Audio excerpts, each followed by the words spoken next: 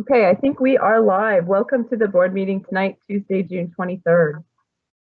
We're going to start with roll call and then we'll invite you to join us for the pledge.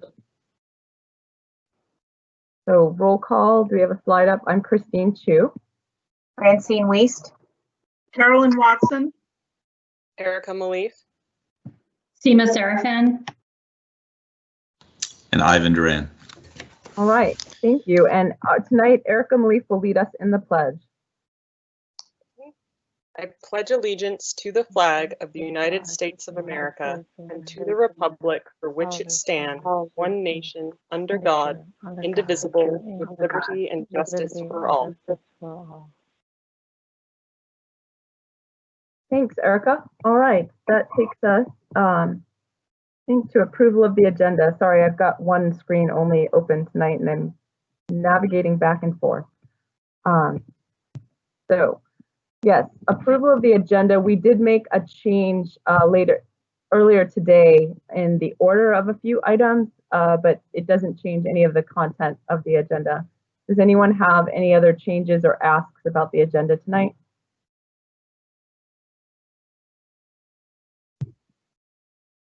Okay, then we will proceed as planned. And that takes us to the consent agenda. Are there any questions or anything that folks wanted to bring out of the consent agenda for deeper discussion? Comment. Carolyn, go ahead. Yeah, it's not something I don't think we have to discuss or debate, but I just wanted to point out the bus disposition thing because that's unusual. I think that's the first time I've seen it as a board member. And I did like at the very end of the memo that they wrote, they talked about holding on to these old buses that they're going to eventually get rid of because they're really old until we see what's going on in the fall, because with the social distancing, we might not be able to put as many kids per bus. But I just wanted to call attention to it because it's interesting. All right, thank you. Any other comments or questions on the consent agenda? May I have a motion to approve? I'll move to approve the consent agenda. Thank you. Do I have a second? I second. Thank you. All right, so we have Carolyn and Francine there, and if anyone is opposed to approving the consent agenda, please speak now. Any opposition? Okay, the consent agenda has been approved. The next item of business, I'm going to introduce our board director, Seema Serafin, to introduce to us our brand new director at the Bellevue Schools Foundation. So Seema. Hi, it's my pleasure to be able to introduce the new executive director of the Bellevue Schools Foundation. It's Maria Elena Greyer, and what I want to tell you about her before she speaks to you is just that she comes with really a wealth of experience, more than 25 years of executive experience in the nonprofit arena, but with a real focus on what I think of as like going to the core of what makes a community tick. So her most recent position was Cancer Partners in Palm Springs, California. She was the executive director there. She has a lot of experience in blood networks. The Puget Sound, I think, blood network was one of her prior positions, and she has experience both on the East Coast as well as the West Coast. And she has roots back here through her husband here in Washington State. So she's brings both experience from afar as well as has like roots right here. And I know that on the Bellevue Schools Foundation side, there was a lot of excitement about her starting and about the kind of caliber of person we're able to now lead the foundation. So with that, let me hand it off and welcome Maria Elena. Well, thank you for the introduction. And let me just say that I am delighted to be here, to be back to where we consider home after almost 10 years. But I'm delighted to come back with what I call a well-rounded experience and ready to take the helm of the foundation. We are very excited going into the new year. We're in the midst of planning our budgets and our goals and objectives, and the team is excited and ready to go. Fully aware that we have a lot of challenges ahead, But as a team and all of us working together, we see the path of success. And so I am delighted. So thank you for inviting me today, and look forward to meeting all of you as time permits. Thank you so much. Thank you so much, Maria Elena, for taking time out tonight to introduce yourself, and thank you for your willingness to do the work that supports all of our students through the Bellevue Schools Foundation. We are grateful for that. All right, so I think that brings us to the public comment period, and I just want to check and make sure that Jen is ready, because we had a lot of late breaking comments. So if we needed to move this down for a sec or something, I do just want to make sure she's ready. Jen, do you want to give me a thumbs up on this, or if you need another minute?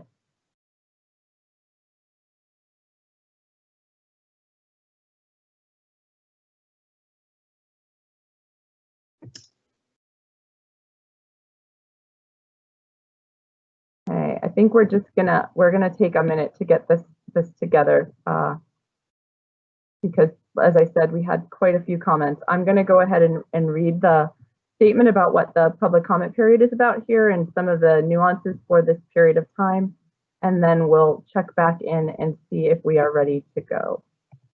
So let me get that here. Okay. The board has accepted public comments for this meeting via online written submissions and will share up to 3 minutes of each comment as read by the board coordinator or other designee of the board. To maximize the number of comments read, if there are more than 3 comments, the board president may shorten the number of minutes of each comment to be read. The board will listen to all comments carefully, but will generally not respond to comments spontaneously or without further deliberation. Complaints about specific personnel will not be heard in open session and will not be part of the record of any public meeting. Harassing or derogatory statements about any persons or groups of persons will not be heard. All public comments submitted online and in compliance with stated requirements, whether or not they are read aloud during the meeting, will be included as part of the official record for the next regular board meeting following the receipt of the comments. And there's also a spot on the district website where you can submit public comments. All right, just give us one moment, because these really did come in quite late, and we try very hard to be inclusive of as many comments and as many perspectives as we can. Here. All right, Jen, are we good to go, or do we need another minute? A minute. Okay. So while Jen does that, let me go over to the agenda and see if we can move ahead on some of the smaller things. Board members, if anyone is concerned about that, let me know. But otherwise, I think we just find the next item. Maybe I think we're okay. I just wanted to say that I'm not sure what order you want to do these in, because I haven't been able to share them with you as chair. So that's probably my only outstanding question, Christine. I think order is less important, and just making sure that we get a sample of the different perspectives and different topics that people were sending in on. There were a couple of topics where we got a lot of messages, and then there were a couple of topics where we just got one or something. So when we just have the one, let's make sure we get that out there, and let's make sure any that we have a repeat of, that we get at least one of each of the general perspectives read, so that none of those positions are left out. Okay.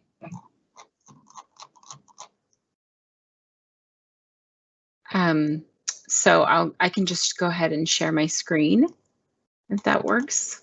Sure.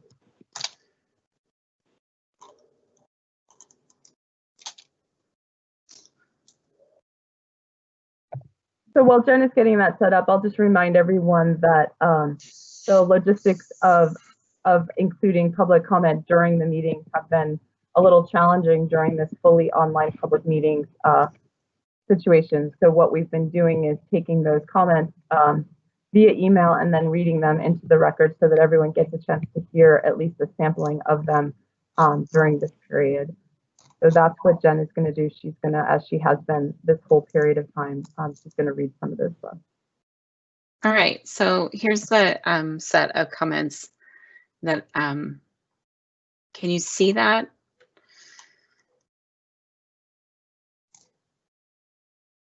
So Oh, screen is share. still on the agenda right now. I'm not sure. Oh, there you go.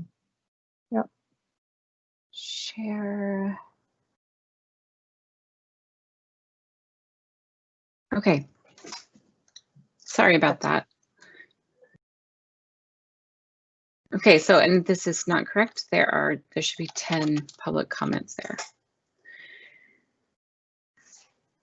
So you'll see we've got a couple about school resource officers, masks in schools and OSPI guidance, workplace bullying, Bellevue Police, support Bellevue Police, investigate BSD's SROs, Bellevue Police Department from our schools, decolonize the curriculum and fully support our students, teachers, and staff of color, public comment for student voices regarding racism, SAT inquiry response, in support of East Side for Black Lives demands, and end Bellevue School District's contractual relationship with the Bellevue Police Department and remove school resource officers. Okay, so are you going to read at least a minute of each one into the record? Sure.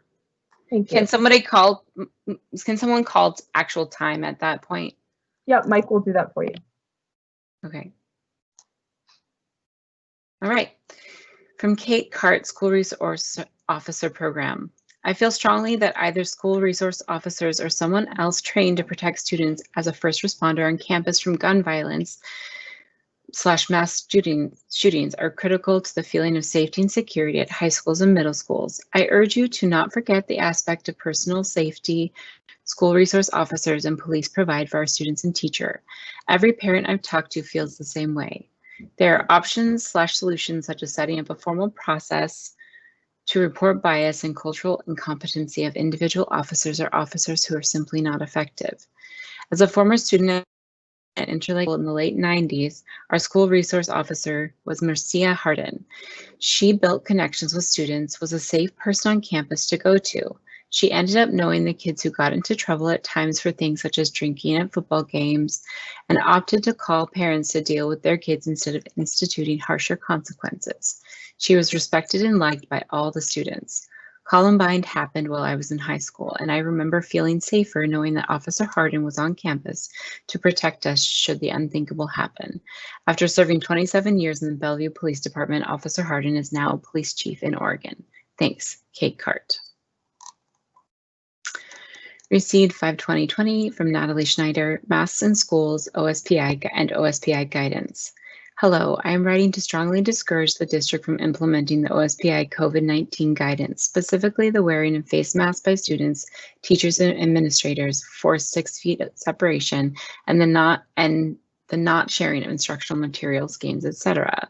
Below are the reasons why BSD should open normally this fall and challenge the guidance being set by OSPI and make masks optional for students and staff. Per OSHA COVID-19 FAQs, cloth face coverings are not considered personal protective equipment, will not protect the wearer against airborne transmissible infection agents due to loose fit and lack of seal or inadequate filtration, are not appropriate substitutes for PPE such as respirators, e.g. N95 respirators or medical face masks, e.g. surgical masks in workplaces where respirators or face masks are recommended or required to protect the wearer. 2, the FDA states cloth face coverings, whether provided by the employer or bought from home by the worker, are not respirators or disposable face masks and do not protect the worker wearing them from exposures. 3, the CDC has no scientific or medical evidence that supports wearing masks to prevent illness. See recent studies. None of the reference studies are on the efficacy of wearing face masks. 4, the Washington Board of Health states wearing cloth face coverings will not prevent spread of COVID-19 without these other protective measures. The other protective measures are social distancing and frequently washing hands. It continues with, this is not a mandate that you must wear as a face covering. Sorry, am I at time? I don't know You're where at time. Yeah. Thank you.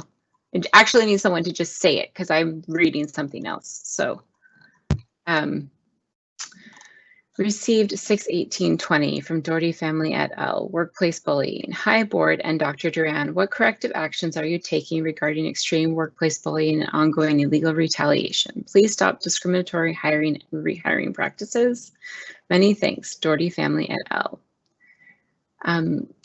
Received 6/18/20 from Zifang Yang Denor. Support Police Department. Support Bellevue Police. Good morning, Dr. Duran and BSD school board members. This is Zifang Yang Denor. Thanks for always being supportive of the students. We received your email about BSD's Assessing the School Resource Officer program. We also know that there's a local petition about end BSD's existing relationship with Bellevue Police Department. We started another petition about support Bellevue Police Department, support Bellevue Police petition a few days ago. We have got more than 2,000 signatures and the numbers is still going up. The ones who signed the petition include Bellevue residents, BSD parents, hundreds of BSD students and school teachers. Please refer to link.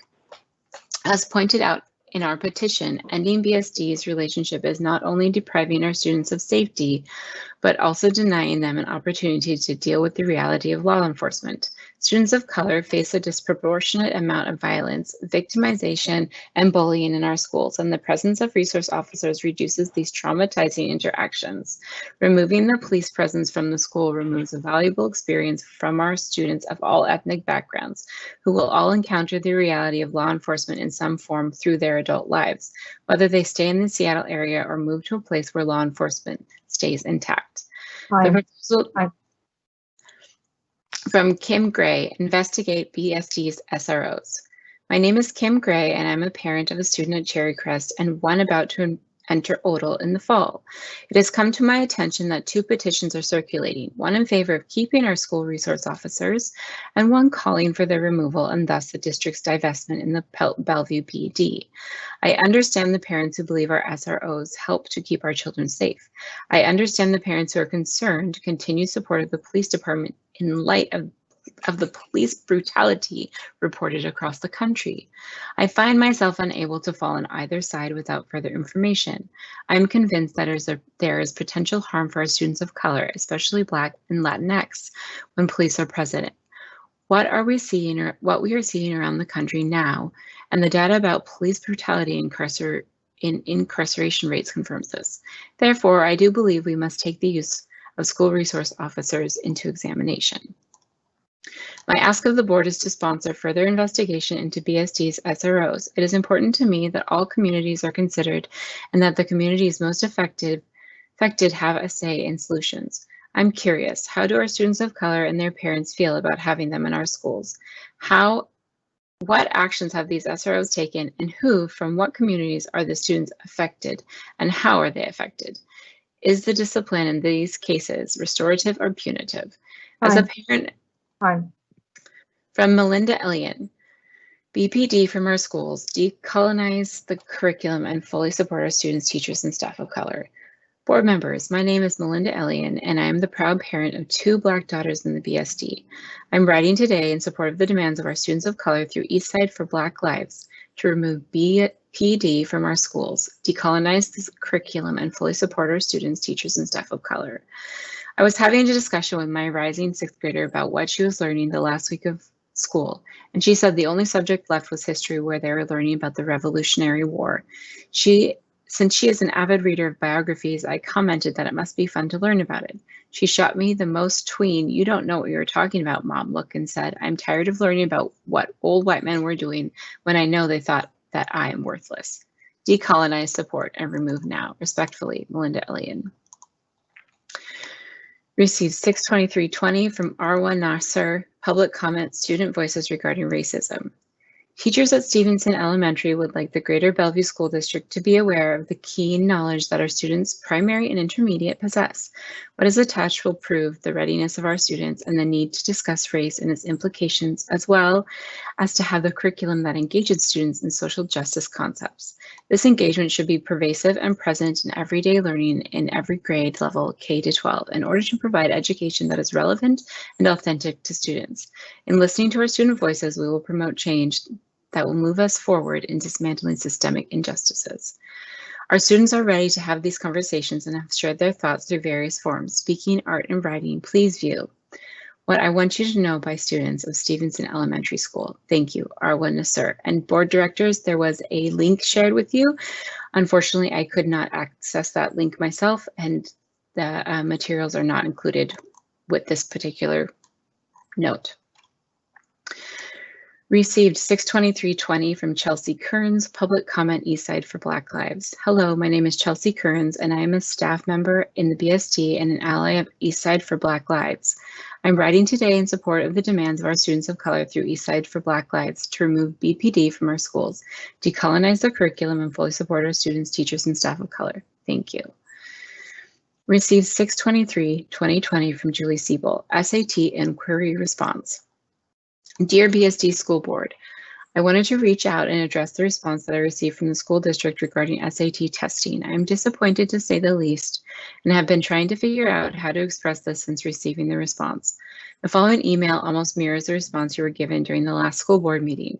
My hope is that the school board will continue to work with the school district to look at what changes should be made in creating access to college entrance exams that are equitable and in line with the mission and vision of the Bellevue School District. I originally contacted you regarding SATs because the class of 2021 is facing so much uncertainty due to the COVID-19 pandemic. I have understood from the beginning that the focus needs to be on the class of 2020 and ensuring their ability to graduate this spring. I do feel that the district did not take adequate care with the junior class this spring. There should have been a proactive approach in communicating with the junior class so that they start their senior year. As they start their senior year, they could feel confident that not only they would be able to graduate in the spring, but also feel supported in their beyond high school plans. That didn't happen, and I worry about the impact of the pandemic and the emotional well-being of students. Education beyond K to 12 is embedded in the BSD curriculum from early on. The experiences that my class of 2021 and 2025 students have had revolve around attending a college or university. I remember walking through Lake Hills Elementary when my son was in 3rd grade and seeing, posters lining the walls with students indicating the college/university they wanted to attend. In middle school, students use Navians to research and select colleges. In high school, students are writing their college entrance essay as an assignment for junior English, and every spring the high school students slow down so that AP exams can take place. Each high school student, I feel like I've been over a minute on this one. Do you want me to keep going? Each high school also participates in Super Wednesday, where students take the PSAT. Yeah, just finish the /9 as freshmen, the pre-ACT as sophomores, and the PSAT NMSQT as juniors. I'm struggling with the idea that a school district that focuses so much on making sure all students are prepared for college/university experience stops short of making sure each and every student has an equitable access to either the SAT or ACT just one time. Fine. Okay, sorry about that. No, that's my fault. Thank you for reading. Received 6/23/2020 from Monica and Peg Biodi. Board members, my name is Monica and Peg Biodi. I'm a former student in the BSD and ally of Eastside for Black Lives Matter. I am writing today in support of the demands of our students of color through Eastside for Black Lives to remove BPD from our schools, decolonize their curriculum, and fully support our students, teachers, and staff of color. Sincerely, Monica Aneg Biodi. And I've misspelt that. Sorry. And then received 6/23/2020 from Terry Just. End Bellevue School District's contractual relationship with the Bellevue Police Department and remove school resource officers. Good evening, Dr. Duran and the Bellevue School District School Board members. My name is Terry Jess and I represent Educators for Justice, a local grassroots organization of educators and staff from Bellevue schools that are committed to racial justice and unapologetically working to end white supremacy in our schools. I'm submitting these comments in the attached petition, which has nearly 700 signatures, to ask that you immediately end Bellevue School District's contractual relationship with the Bellevue Police Department and remove school resource officers from our schools. We ask that you use all resources associated with this partnership to further boost mental health and other wraparound services to serve all of our students. I want to be clear about a couple of things. This is not reactionary to current events. Educators that understand and have been working towards racial justice in our schools have long asked for the ending of SROs as part of the broader school to prison pipeline. Funding counselors, not cops, is also one of the Black Lives Matter at School demands, and the BEA is endorsed for the last 2 years. Whatever benefits are perceived to be associated with SROs is not enough to overcome how students of color, particularly white, Black, Latinx, and Indigenous students feel when they see a fully armed, uniformed police officer in their schools. We perpetrate violence. Thank you. Thank you so much, Jen. Is that the last one, or is there one more? I believe that is the last one. And we can keep looking. I suppose there have been quite a few today. Do you want us to keep an eye on the box, or? No, the meeting has already started, so we'll put them into next week's queue if we have additional ones. Okay, thank you. Thanks, Jen. Thank you very much. I really must say again, what a great job and appreciation I have for Jen on this. We had things coming at very last minute, and I appreciate it. The other thing that I want to say is I'm going to stop, and we don't make a lot of comments as a board when we get these, but we have been receiving a number of messages from our community on multiple sides of an issue around security resource officers. And I just wanted to make a statement that to give you some background information about the board's work and the board's expectations in this area, so that everyone is in the loop, and also so that we recognize that student safety and equity are not mutually exclusive, and they're both actually quite important. So I'm going to just read a quick statement for you. The board has been and continues to be committed to comprehensive school safety. In our role as a board, we have consistently advanced school safety, setting clear direction and support for our superintendent and his team to make this a priority. We have ensured that the district sets annual goals that include steady improvements in school safety. We approved board legislative priorities for the past 2 years that included school safety, and we continue to advocate for this with our state legislative delegations. We reaffirmed our commitment to student safety in a January resolution. Our board is also committed to ensuring that we support our students' inherent right to an equitable, accessible, inclusive, and culturally responsive environment, and to working systemically to eliminate racial inequalities and inequities for marginalized students. In support of our district's vision to serve each and every student, in June 2019, our board passed an equity and accountability policy. In this policy, we require that the superintendent ensure that all plans and budgets undergo a critical criteria review to check that they consider intended and unintended consequences to each and every student, and that they build in accountability through measurable outcomes and monitoring. The board expects our superintendent to ask hard questions about how well our programs serve our students and how they may have different impacts on different students, and to revise plans accordingly. As the superintendent works with his team to develop our annual plan and budget for next school year, he will need to ensure all our programs, plans, and budgets uphold our commitment to equity and accountability and our obligation to keep our students and schools safe. It is expected that programs, including those related to safety, will be critically reviewed and adjusted or added or eliminated or whatever needs to happen to them during this time to best serve each and every student. And it is expected that our superintendent will do so in ways that continue to provide for and enhance the safety of all students.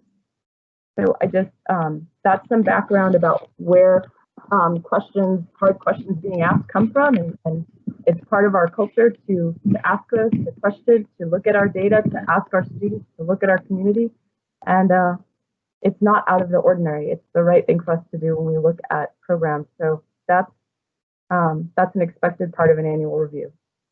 Board members, is there anything you want to add to that?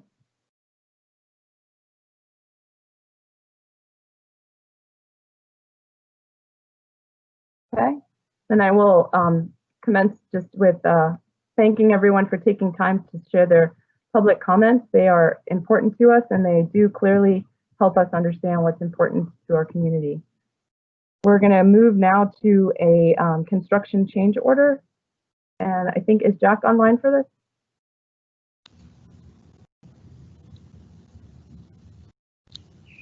Yes, I'm here seeking the recommendation to enter into a contract in the amount of $1,414,337 plus an additional allowance of $10,000 for reimbursable expenses with NAC Architecture for architectural and engineering services for the partial replacement and improvements to Newport High School.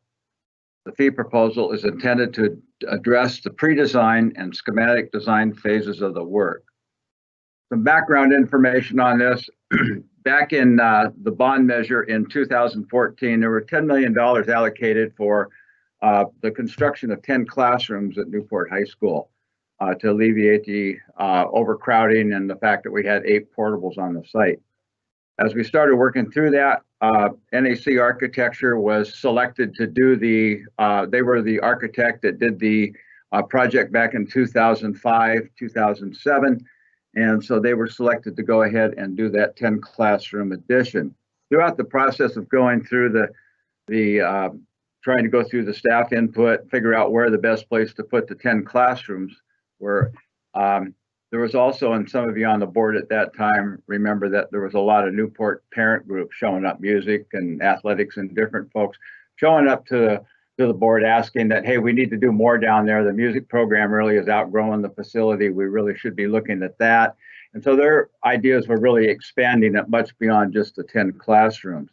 And so at that time, on the recommendation of talking to board members on that, we decided the best course of action was to seek a master plan for the school, what really needs to happen beyond just the 10 classrooms. And so through that process, we came up with the fact that we needed to do a significant renovation and addition at the school and redesign some of the spaces, namely the commons area, which was originally designed between 2 things that we were directed to keep on the site. So anyway, we have re-looked at the whole project up there, and we received funding for that in the bond measure here that was just passed in February 2020. The design work is coming out of the original $10 million that was allocated for that. And you will also recall that we did some work in the science classrooms to give them more ability to teach chemistry and lab sciences. And so that work was done also that came out of that $10 million bond measure. So that's where we're at. That's how this project has come to be. So this is the beginning part of the design phase. I would say that we've done Zoom online meetings with the Newport staff, architects, facility staff, have come up with a pretty comprehensive program in terms of the kind of needs out there and working through the ed specs process. And during the course of the summer, the architect, NAC Architects, will go ahead, if awarded a contract, will continue schematic design and be able to present that back to the staff for refinement and further work. And then at that point, we would go ahead and bring back a phase 2 piece, which will take the project all the way up through documents and final permitting. So we are seeking approval to award a contract for $1,414,337 plus $10,000 for reimbursable expenses with NAC Architecture. Thank you so much, Jack. Board members, do you have questions for Jack? I do not. All right. Anyone I else? have a question. Please.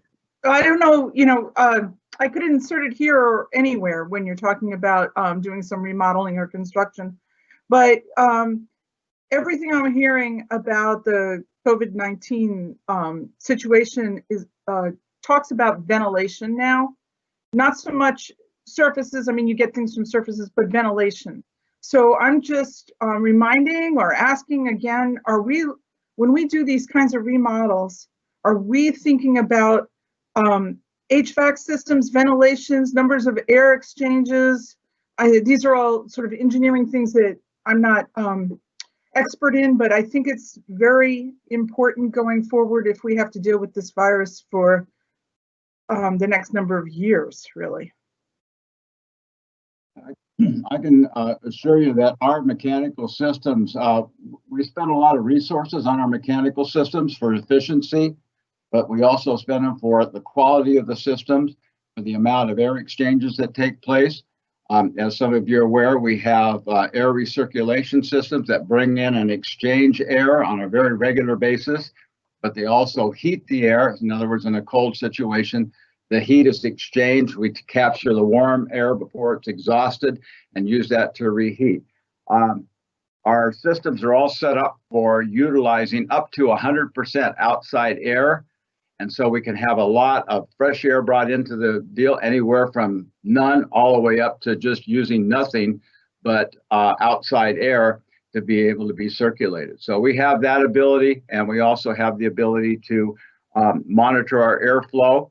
And then again, we have staff that do a lot of checking to make sure that carbon dioxide levels and all those types of things are where they need to be. So we have excellent systems that are out there, and we put a lot of resources into that. We have good filtration systems, and we have a good plan where those are replaced every 3 months, all of the air filters. Well, that's great to hear. I hope that somebody's looking at all of that in the light of the latest science, where I'm hearing that perhaps that 100% outside air might be the way to go. That's correct, and we've used that for a long time. It's an economical way to do that.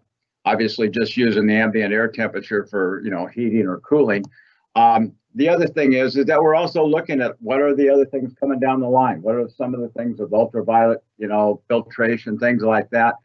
So we're still looking and having all of our mechanical engineers research those things. And so there's a lot of information out there, but we also want to be somewhat cautious that we're just not all of a sudden, here comes the latest and greatest. Do we jump into it and find out that it really maybe isn't something that is, as advertised. So we're trying to be somewhat cautious and judicious with our resources on that, but also proactive. Okay, I appreciate it. Question. Yeah. Thank you, Carolyn, for the excellent question, and Jack for the really thoughtful response. I learned some new things. I didn't realize that we had folks researching that right now, and that's great to know. Would be great if there's anything that comes out of that research to make sure that our community knows that that's going on too, because that's important and good work that you guys are doing. So good for people to know about it. All right, that was my only question, was this plan COVID proofed or COVID edited? And sounds like you believe that this is current with the current conditions and needs, and there's no need for additional sinks or plumbing or different things that need to be put in. Yeah, we're being, right now as we're going through kind of the looking at what do we do here in the fall, we're looking through a lot of contingencies that way. And, one of the things that we have that we're fortunate here in this district is we've held to a standard since we started with Phantom Lake back in 2002. We've had a standard of plus or minus a few feet of 1,000 square foot classrooms. So all of our classrooms in the district are 1,000 square feet. Science labs, other kinds of labs are much larger than that. Kindergarten rooms, for example, are larger than that.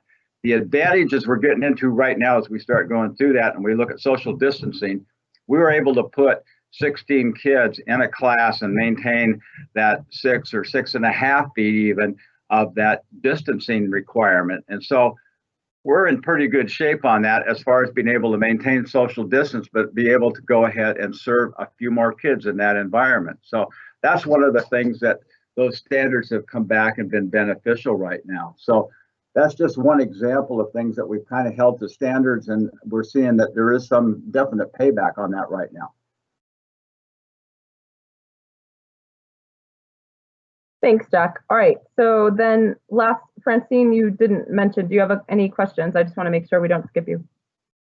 No, thank you. Thanks. Okay, so can I have a motion to approve this? I move that we approve this change order. Thank you. Second? Can I have a second? I second. This is Thank Seema. you. Okay, great. So we have a motion and a second. Any further discussion? Okay, if anyone is opposed to approving this change order, please speak up now. Is anyone opposed? Okay, we are approved. Thank you, Jack. That takes us to our next agenda item. Pull this up.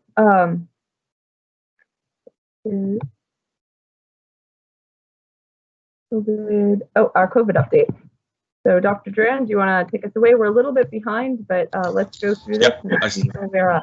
Do a quick introduction, just say that, we are sharing a little bit around COVID update, knowing that we ended up with 70 days through this process of having to close our schools, school buildings, but keeping our learning open and going strong. And so we learned a lot during the process. I think we were able to make some really good adjustments. And I'm going to hand it over to Eva and the team. They're going to briefly go through and really kind of focus on some of the things that we learned and some of the highlights from this process. Go ahead, Eva. Okay, yeah, we have, let's see, I'm just waiting to see, am I sharing my screen, Jen, or is my, oh, there it is. Great, thank you. I love this picture. So there were a lot of celebrations among the many challenges that we experienced during the closure of our school buildings. And we've been giving you bi-weekly reports and updates on how we're doing on the goals that we set for the closure. So we have a few to share with you tonight, and then others that you may have seen in the annual report summary. So next slide, please. So tonight we'll be focused on these areas, graduation transitions. Remember we talked about when we closed the doors about how critical it was that we really focus on these transitional times for kids and adhere both to their social, emotional, but also their preparedness for the next level. And so we really did that, and we're going to share with you a little bit about what that result was and give you a senior update on how our seniors fared in the end. And then we just have a little bit of survey update to give you some information from facilities and a communication update. So those are the things we'll cover in just the next little bit, and then you can ask some questions. Next slide, please. All right, good evening, everybody. And so here are just a small snapshot of some celebratory images from our transitions and our promotions, starting with kindergarten. So you have there in the upper right-hand photo, that's Newport Heights Elementary School kindergarten student celebrating transition to first grade. And then we have fifth grade. So in the upper left, that is Woodridge Elementary School, fifth grade transition. And just a picture in front of the school there, and then really cool down on the left side on the bottom. So since they couldn't do an in-person class photo, that's Ardmore Elementary School Bitmoji fifth grade class. And then in the bottom right, that is Tyee Middle School, just a brief snippet of their 8th grade promotion. Next slide, please. In terms of the numbers, we had 98% of our seniors participate in their graduation ceremony. 100% of 8th graders participated in their 8th grade promotion event, and 97.5% of our 5th graders participated in their 5th grade promotion event. Next slide, please.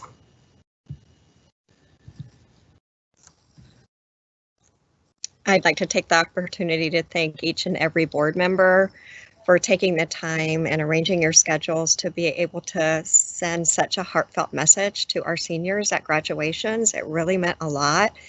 And I know that it was not easy to accommodate that. So thank you very much on behalf of our kids and our communities. These have our 7 schools and programs that held high school graduations, and you can see just a little snippet of what occurred, including our transitions program in the lower right corner.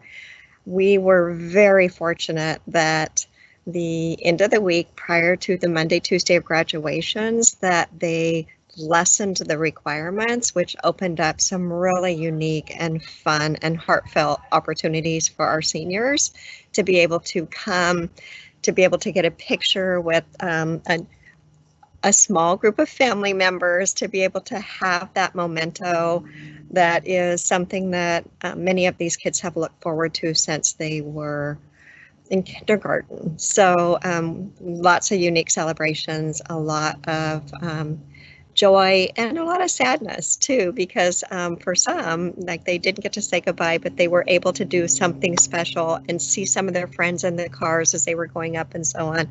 But it was really, really amazing. And if you haven't yet, I encourage you to watch each of the graduations. We have the recordings up on our websites, and they're amazing. I've watched every one of them, and some more than one, so it was really fun. Next slide, please. Just wanted to give you an update on progress, on the academic progress of how we ended up at the year. And I have to say, we continue to go after it. I know that we think school's over. It's not over. It's not over until we're done. So you can tell we were far from on 5/8 when we did the progress reports, with 9% of our students receiving an I grade for credit-bearing courses. And that could be some students in middle school, but predominantly high school students. And by 6/17, the end, we had less than 2% of I grades for credit-bearing classes, and less than 1% of our seniors. And some of our seniors didn't need those credits to graduate, so they were like, they kind of figured that out for them. What I want to state about this is there's a couple things. One, we're not done. This afternoon, it was down to 390. Even when we finished the last day of school, it was 775, because we had already been engaging these students over time with our senior support staff and with our secondary support staff, which was nearly 150 classified members. So many of them stayed on. Even this weekend, they were sending me emails. Hey, we just got done with that individualized plan. They're all checked off. And we sent an email, and the teacher's changing the grade, and that's continuing through July 2nd. I do want to share, when you look at the distribution, you do see disproportionality significantly with students that self-identify as Hispanic and Latinx. The total population is 12%, yet the I grades represented as of 6/17 is 33%. And we did have much more of a challenge in engaging students that identify as Hispanic and Latinx, select students. And for some, they chose not to engage despite like extraordinary efforts. And we're continuing to work with those students and families to this day. We're not giving up, we're reaching out, and we're going to work side by side with whatever it takes. Next slide. So each of the students that had an I grade at the end of the school year had an individualized plan that was clearly laid out, exactly what needed to happen. And it wasn't laid out in a manner like, this is what the student needs to do. No, collectively, this is what we need to do. So we talked about the support staff working with them. We have hired certificated teachers in the areas that had higher rates of I designations and others, which was math and ELA, to work side by side with our kids and in small groups. We are already had scheduling students, because if they continue in that sequencing, that automatically will shift the I if they're successful in that next sequence. So we're hand scheduling those students. And then we're also really looking at this data, particularly the disproportionality I just talked about, and prioritizing which students need and deserve full-time in-person instruction and learning in the fall.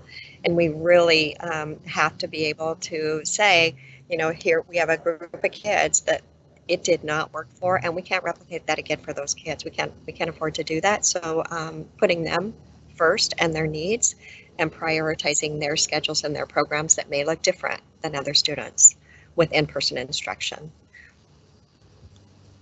Next slide, please. All right. I'm going to share just a couple of quick updates from our student survey. We have some more survey data we'll share in the conversation around planning for fall. These have to do with our Q4 goals. This one is around students feeling positive during remote learning through COVID-19. When we presented this first, we talked about just the stark number of kids who are reporting feeling sad or discouraged, frustrated, overwhelmed.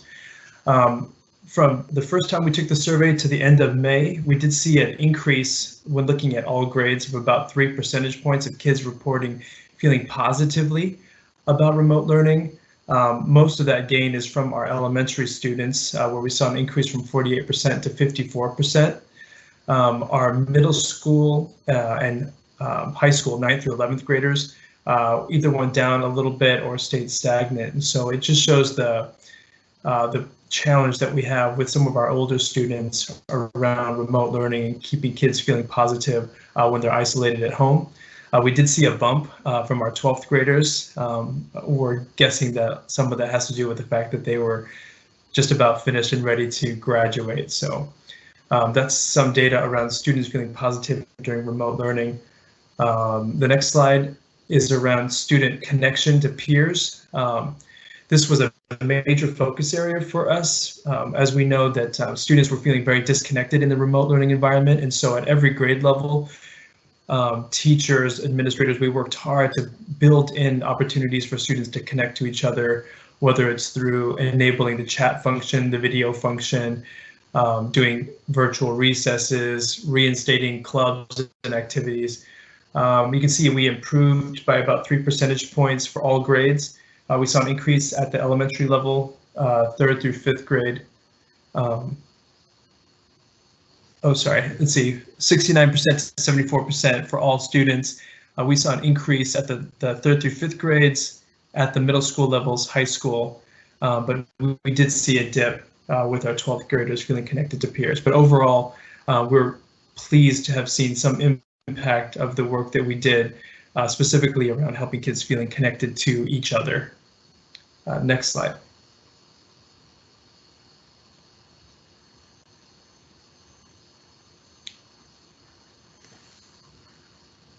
All right, Jack is going to take it from here. Okay, on quarter 4 goals, all facilities, including schools and fields, be ready to safely serve students when needed and allowed in support of social, emotional, academic goals. So for this one, we have our whole area here is really taking advantage of the extended time off. We have been going through schools, painting interior classrooms, some building exteriors, installed a new roof at Medina Elementary School as an example. We are currently in the bid process for constructing the security vestibules at Bellevue, Chinook, Woodridge, Somerset, and Spirit Ridge. Retaining wall that was problematic is being replaced with a concrete block wall system at Eastgate Elementary. Somerset exterior is scheduled to be painted, and we have 2 wooden place toy structures out at elementaries. Those are being replaced with more state-of-the-art type playground materials and getting rid of the wood structure, which are really showing a lot of age and whatnot. So we have a lot of other things going on with Highland, getting ready to go with that. We've got furniture coming in the middle of July, and we will have everything ready to go there by the middle of August, and things are progressing well with that. And we are now in the process of opening our turf fields for the governor's recommendations of groups of 5 or less. And so we are proceeding with that. Tennis courts have been opened for, again, following the requirements necessary there. And the operations staff has taken advantage to thoroughly clean and sanitize all the schools. They've gone through doing the normal deep cleaning that they do. Instead of a team process like we've done in the past few years, it's generally just at the school with their custodial staff so they can maintain the necessary distancing and so on. So the buildings are all looking really good inside, out. The ground staff has been keeping them maintained and getting things planted up, and really trying to, when we do open up, just have everything presentable so it looks fresh and looks good for coming back, because we think that's important for morale for the staff and the students, parents, and everybody. And of course, right now we're working on reentry plans and protocols as part of the reopening. And so there'll be more coming on that here in the next few weeks. The other goal was to have staff get their belongings out by the end of May. They were able to do that, and that is accomplished. Highland staff, they will have until the end of June 27th, to be able to pack up and get things boxed up ready for the move back to Highland. So they've had a few days that they've been working on that, and we've had our district moving coordinators and helpers out there helping them get their things packed up there, ready for the move back to Highland. And then students, they were able to, the last few days here last week, be able to get most of the things out of the schools. Teachers went in, did a great job of collecting the things for the students, putting them in bags and labeling them. And so they came by in a curbside pickup to pick up their materials, and most of them had been picked up as of the end of the day Friday. So next slide, please.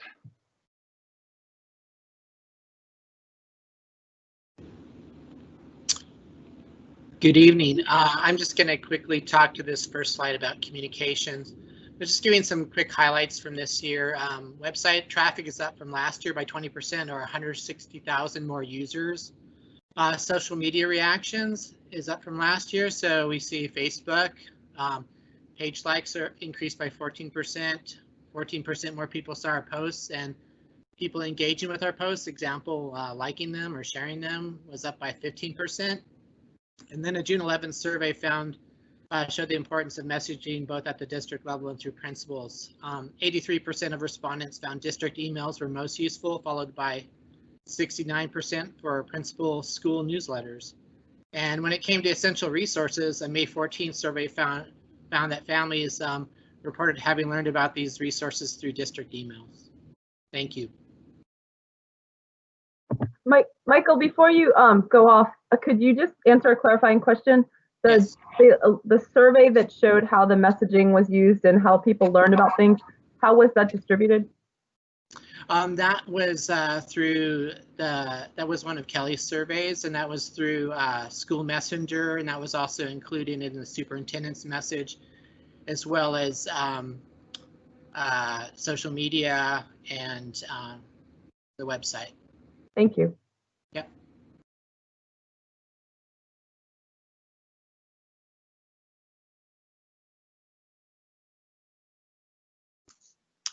I think that was it. If you can just, Mike Bartz, if you can just continue through to the end of the presentation. I think we're at the end.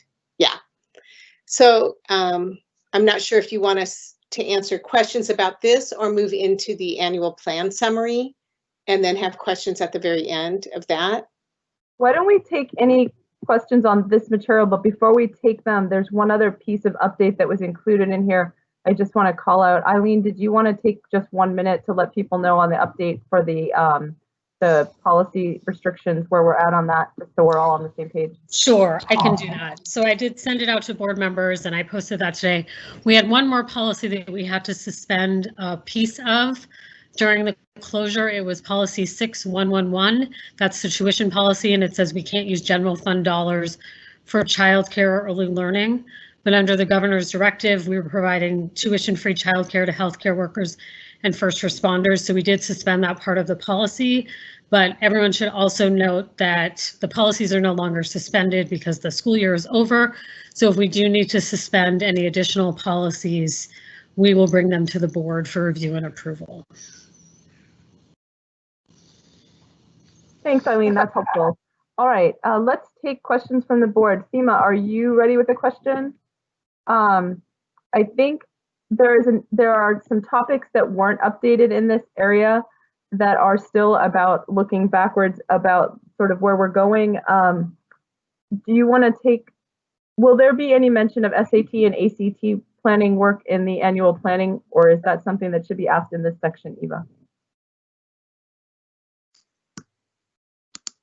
Sorry, that is not included in the annual planning, so now would be a good time to ask. Okay, great. Seema, do you want to get us started?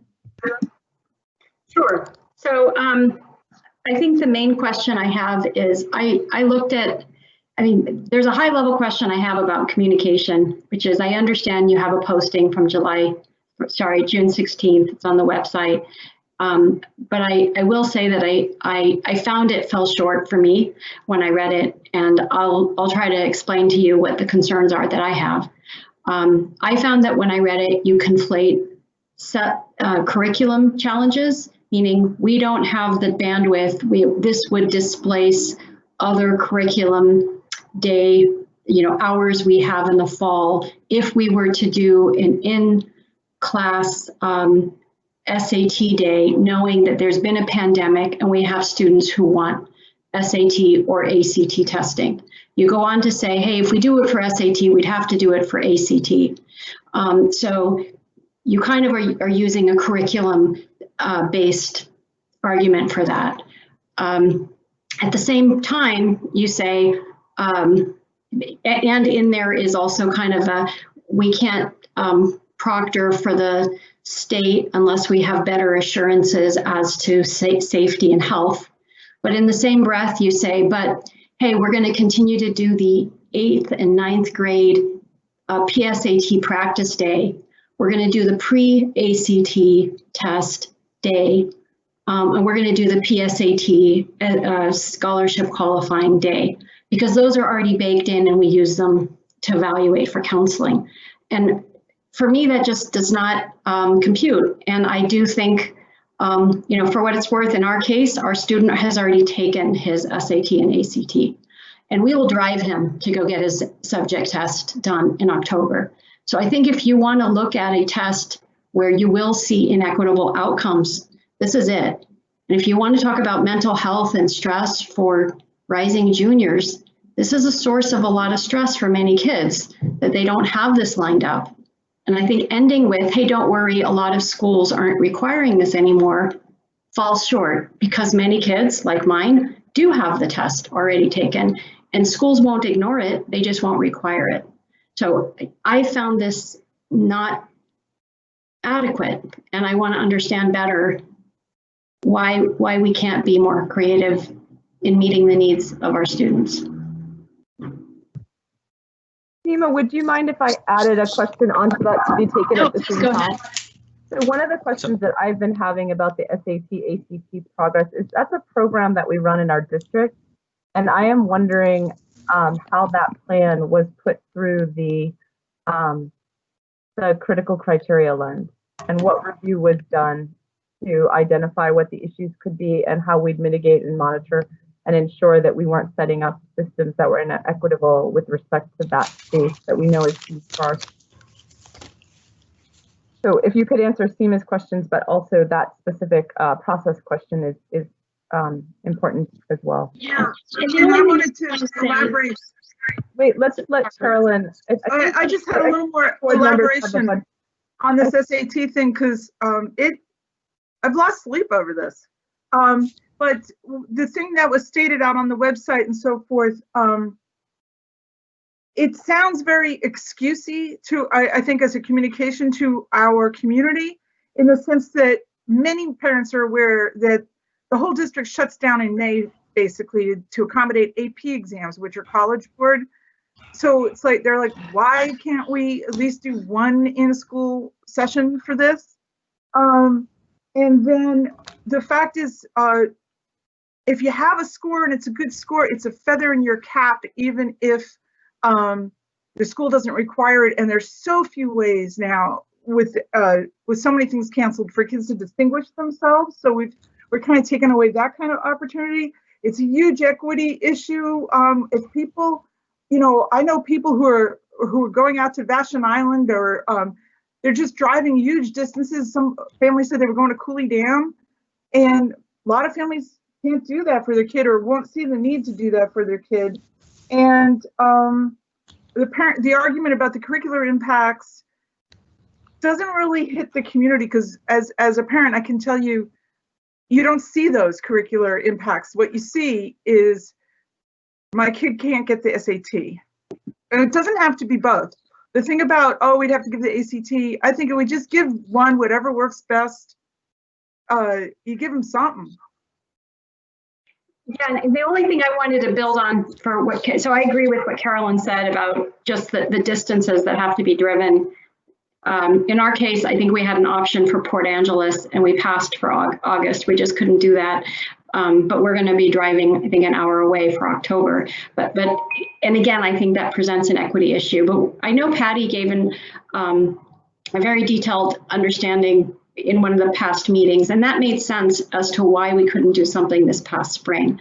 But I think the concern I have is, all right, that understood that. But then for what can we do for the fall, I found those, just how it was presented, the explanation, I found it confusing and I guess not satisfactory. And I thought, well, surely there must be more behind this. But for me, then the final nail in the coffin was saying, you know, essentially, we're going to continue to do the 8th and 9th grade PSAT because it's so valuable to us and we have a plan for counseling for it. And as someone who had 2 kids go through the district, there was very little follow-up on that.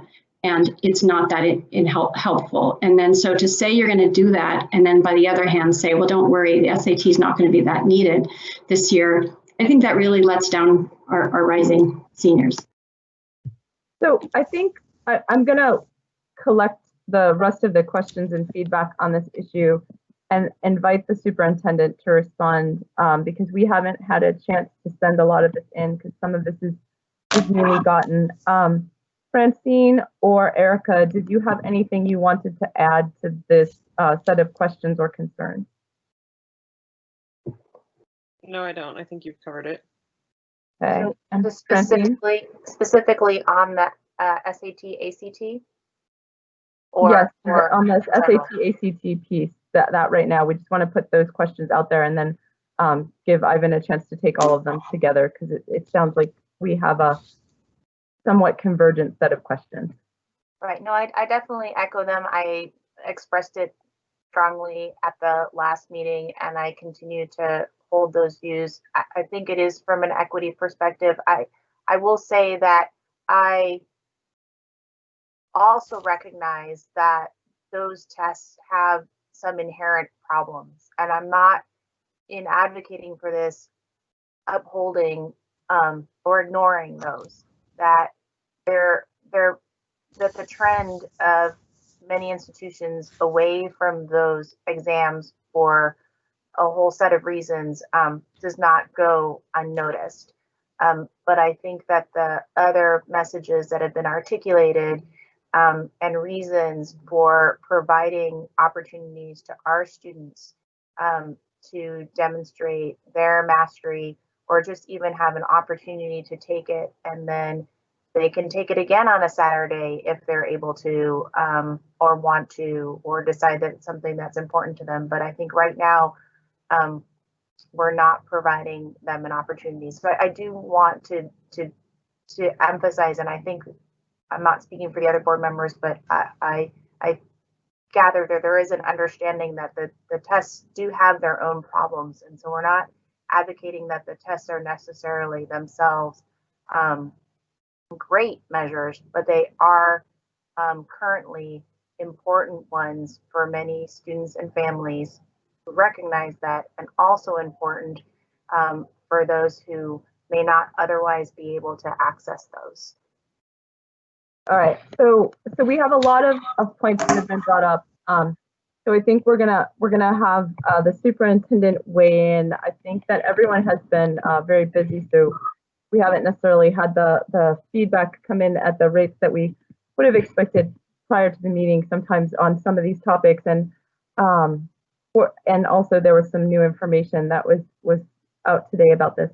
So the questions are about whether or not we're doing right by our students, our commitment to our students in terms of providing access to college entrance exams, and if our emphasis is on the right place, and if we've reviewed this by both the critical criteria and by the lens of serving students first, and then logistical constraints second, as opposed to the other way around, which sometimes is a trend when things are complicated and overwhelming to manage.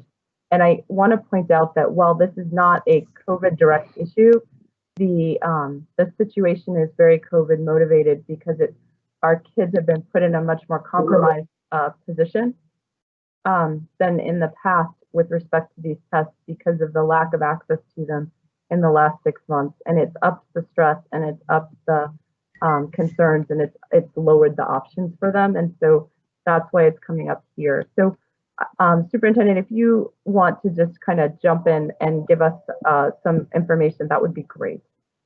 Yeah, I can jump in a little bit on this and just say that, we had a team of our, educational staff, our leadership team here take a look at this, led by, Patty Sigworth, the Director of Counseling, Scott Powers, who are, deeply involved in all this work. And so we, wrestled with this and went back and forth and had numerous conversations about this area.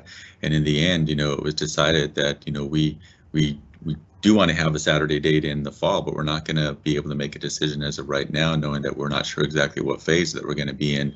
Other counties were able to open up because of, where they were on their phases. As far as doing the day, within a school day, not every student takes the SAT. So, I know that definitely came up in some of our conversations. And, I think we're always thinking about how we can best serve our students, but I can have Patty add on to the conversation from what was discussed, from when we originally sent this memo out, and then we can address how this was communicated to people also. So, Patty, do you want to weigh in again and add some more from the perspectives and deeper conversations that you had around SAT? Sure, absolutely. So weighing heavily on the decision making is the unknowns. So when we say over here I'm reading some of the chats about the pre-ACT and the 8-9 PSAT, we don't even know if we'll be in that predicament. We don't know what predicament we'll be at that time frame. The ordering of the tests for the fall had very tight timelines, such tight timelines that you basically would need to order for all kids. Yet we know that all kids don't choose to take the SAT for many reasons. Some prefer based on their practice tests and their strengths to take the ACT. So we have students that make choices on the tests that they take, and something has to give. There has to be some priorities. And in the existing counseling curriculum, we had already that continuum of services. That continuum of services, which is part of the instructional mode. We are wholeheartedly committed to the continuing the Saturday SAT to the point that we may have to offer it at multiple locations. In the past, we've just done one. It's been at Bellevue High School, one location, but we've been able to accommodate on each of those sessions on Saturdays, 300. We don't see being able to do that with all the physical distancing that we anticipate will be needed. And as those parameters open up, or we can have more in there, we're looking at offering it at multiple sites to give our kids greater access to be able to take it locally on a Saturday in that area. We also talked extensively with the ACT rep, and they're committed as well to organizing that. They utilize right now in the past Chinook Middle School, but we can open up additional sites for ACT to take that. But when you add something in, something else out of the curriculum needs to go. And oftentimes it's not in the counseling curriculum. It's oftentimes out of other curricular areas when we're already narrowing down the learning standards, which is an expectation that we receive through the guidance for OSPI for next year as well, in many of our content areas. And as a matter of fact, in all of our content areas. So yes, it is a bigger picture than the response, and there's a lot of complicating factors, and we talked extensively about equity issues related to this. We had Naomi, Chris Lindberg, Scott Powers, Deb Kraft. We consulted with the principals of the schools to look and see, what their thoughts were, and it wasn't an easy decision for us. We spent extensive time looking at what's feasible and possible, and the reality is we don't even know what's feasible and possible when we walk through the doors in the fall. So at some point we have to prioritize and make decisions and move forward. And a priority will be to offer as many sections as we can of the SAT on Saturdays and the ACT as well. All right, thank you, Patty, for answering some of the questions that were asked. I want to make sure that in the spirit of making sure we're following OPMA, we try to use the chat box only for letting people know you want to talk or you have a topic. And there's a few more comments in there, so I'm just going to put them out. There's ideas here acknowledging that the SAT tests don't necessarily capture academic readiness or promise, and that they are flawed. Some concerns that we can't credibly say that we'll continue with the 8-9 PSAT and the pre-ACT test practice during a pandemic, but then not be creative or comprehensive, coming up with solutions to meet the needs of rising seniors. Also an opinion here that the schedule is an in-school test to show the district cares about these kids, realizing that it may not work out, but that we are trying everything we can. So those are some of the things that are coming up. I think, as you've all pointed out, this is now into next year's work, and we will be working through the annual plan in July. So at our next board meeting and also at the board workshop in July. So I think the ask and the direction here is to ensure that the full plan is coming in with a critical criteria review and that this area receive potentially another look. Board members, is there any additional feedback from the board at this time? Mine is only that if you, hearing what Patty just said is not the take. So I hear what Patty says and I feel encouraged. But if you read, I read that posting like 4 times. And the takeaway for me is not at all what Patty said, which is we're going to keep trying. So I'm just saying that then this becomes a communication challenge, because it sounds like, which is what I would have thought, a lot of thought went into this. And you've looked at it from multiple angles and you haven't given up yet. And of course, there's factors that are beyond your control. But when I read that, what I get left with, and the final words are, and don't worry, the SAT is not going to be needed. Is not the takeaway you just gave. So I think it goes back to a communication challenge, which I would suggest is an opportunity to improve, because it actually will not just make us feel better. It will literally, I think, remove some anxiety, exactly to, I think, what Carolyn was saying, which is showing that we really are trying and caring. And we'll definitely take that feedback and think about how we can think about recommunicating this information out. We also will relook at it and consider where it could fit in the annual plan summary. We have not specifically run it through the critical criteria, and we're happy to do that and share that information when we report back out on that again. Thanks, that's super helpful. And yeah, in the annual plan, not in the report from this past year, because this wasn't one of the goals. I was just thinking, where does this come into if there's any goals in the college and career readiness section? Yep, and got it. Wherever it belongs. Okay, so board members, I'd like to move us on. Francine has some questions about the feedback area, the what we learned about things, but it sounds like we're going to get those answered in the planning for fall segment. We're going to get more data from the most recent survey. So I think we'll wait on that question. Are there other questions on the report that Eva and her team have presented? I do have one more. Okay. And it's mostly a comment. So I just wanted to say, so I've noted the more intentional efforts at communications, so I appreciate that. I did want to note that the having taken the surveys, and it's good that we're trying to collect information on how families are accessing and finding information, but it does seem to be a little bit circular, because those that fill out the surveys may have gotten the links that way. So I'm not seeing the whole picture there, and really saying, are we really truly reaching out to families and making sure that they're getting the information? And then along with this, I'm not sure how many focus groups we're doing, but I think continuing to, if we do those, to have communications as a part of it. Really, how are people accessing the information? Asking them in a way that doesn't come from the same sources that they say they then use.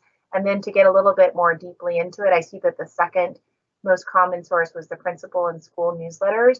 And I received several of them. I had people forward them to me from other schools, and there's still tremendous variability in the content, the frequency of those newsletters. And so it's not clear whether that percentage is because it's actually a good source for some, but not for all. Like it's still difficult to get that. So I just wanted to highlight that for our family engagement piece, and making sure that families are able to support their students is really important, and to just continue to refine that area of communications would be really appreciated.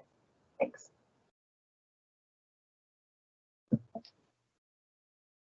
Are there any additional Christine, great, Erica, please jump sorry. in. And my Wi-Fi is a little spotty, so I'm hoping you can hear me. I'm not going to turn on my volume. I had a question regarding the facilities and the community use of our fields and potentially playgrounds. I cannot find any information from King County about when all that stuff is allowed to open up beyond, 5-person groups. So my question is, what does that actually mean? Is it like a coach and 4 kids, but can there be six groups of a coach and 4 kids? Can people use the playgrounds? None of that is clear. So I just sort of want to know, like, what is our plan for allowing access to our fields for our community in the summer?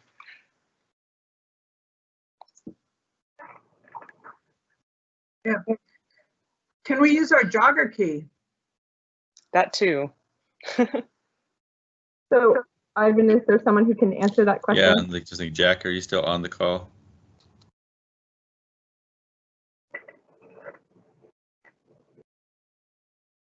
This is Felipe. I can provide a little bit of frameworking in the context of the state and the governor's office implementing, the 4-phase return to business framework that they have.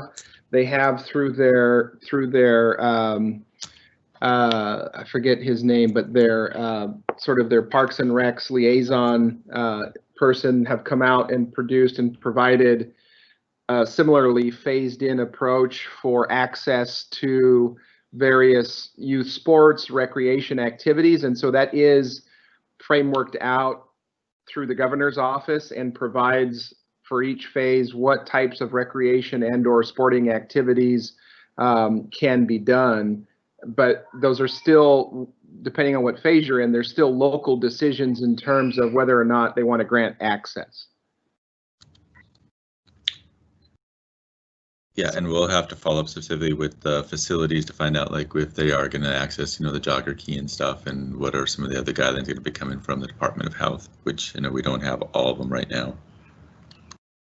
Yeah, and just to add to this whole conversation, more complexity, there's also the WIAA guidelines that have come out, and in addition to the stuff from the governor's office in the phases, because the school grounds were somewhat governed, like, we might be trying to track some of that, but there's been some sort of separation as to how we treat the school grounds compared to the rest, and or the school facilities. So it sounds like we need to get some additional clarity, and it sounds like it would be helpful to not only get that for the board, but for the community, and have a place where we're going to post that they can know and look for. Yeah, and we can take some of the stuff we can take what has been released from King County, because I know they were trying to address areas where there was immediate need, like, for example, summer camps and youth camps. So there is some guidance in that area. So we definitely will be waiting for more guidance from them, but we can also think about how we can share some more information around our specific fields. And Erica, we're in motion, like, we're getting ready to start sports. So obviously somebody in the district has more information on some pieces of this, because there's plans, like, coaches are starting to communicate plans that might be able to be enacted beginning next week with small group practices and things. So we have, and the guidance for our team will likely be different than the guidance for community-wide use. So we just need to get all that out there. Yep. Thank you very much. All right, great question. Anyone else have anything on the update for how things are going? And I think that we'll probably be transitioning from updates of how things went to return to school updates. I'm thinking, I haven't talked to the board about this. So just does anyone have any feelings, board or staff? I'm thinking that maybe next meeting, instead of COVID update, we're doing return to school updates as a regular feature in our summer meetings. Sure. Does that sound okay? Yeah. Sounds good. I just wanted to add to this part of our discussion, just to thank you to everyone who was involved in the graduation celebrations that were at the beginning of this slide deck because it seems like some things may have changed and people rolled with it and expanded things when they could. And so that was great. Yeah, so in recognition of this being our last how did COVID go this past year type update, I would like to just take this moment to thank the staff for an amazing rally, not just when schools went out and they had to react and take care of things for our kids, but really in terms of getting focused, identifying the things that mattered most, jumping on them. There are a few things, you know, that we all feel like, well, maybe that one slipped or maybe that one wasn't perfect, but the amount of commitment, determination, and just sheer work that went into supporting kids and focusing on the right things for our kids this spring was really quite phenomenal. And I appreciate the evolution, even in the attention of how we reported and thought about things and talked about them. So just a big thank you to staff for that, and a thank you to the board for pressing on the spaces that you had the exposure to need to advocate for. So we have much work to do, but that was a tremendous, tremendous undertaking. And I thank everybody. I saw a lot of great graduation photos on social media. Yeah. Yeah. All right. So Patty, thank you for driving the graduations and for everyone who supported those as well. So let's go ahead and move on to our annual report. And just to remind everyone, what we're going to do is we're going to do a reflection. This report wasn't available until Saturday, so while we assume that everyone had a chance to at least take a glance at it, I know I need a couple more hours to go through it. I feel like I've barely begun to scratch the surface of it, so I'm trying to understand what it's telling me, and I think that the staff will give us some insights on that tonight. We can ask some questions, and then we'll bleed right into the planning session for fall reopening and spend some workshop time on where that's going and getting board input and direction and just learning together. So that's the plan, and those two things will be connected, but we'll pause in between for questions. And then whether or not we're comfortable in formally accepting and closing on the report tonight, or if we need to take some elapsed time to process further after the discussion, that's fine too. All right, so who's going to lead us through the annual plan report? Dr. Duran? Yeah, Eva's going to be leading us through it, and just a big thanks and recognition, shout out to our team for really working last minute all the way through Saturday to trying to get this all finalized. There was some updated data that was coming in today, so there's we were trying to get the latest and greatest, especially around some of the graduation transition, some of the things that we were trying to measure, but really appreciate the team's work in this area. We wanted to change some of the order of the board tonight because I think it kind of went in directly with the COVID-19 into the annual plan, because you're going to see, some information repeated in there, as we wanted to definitely have a little bit more of recognitions and celebrations for the update this time, and then going into the summative report. It is a very thorough report. There's a lot of information inside of here, and I think as we go through it, I think it's going to be helpful to get feedback and see areas where we are, but I think it's also going to help us as we think about annual plan for next year. In particular, really thinking about the number of measures and what are we really measuring and how do we get more focus, especially around the issues around racial equity and inclusion and some of the things that we're trying to do. And so I think this is going to be really beneficial for us as a whole.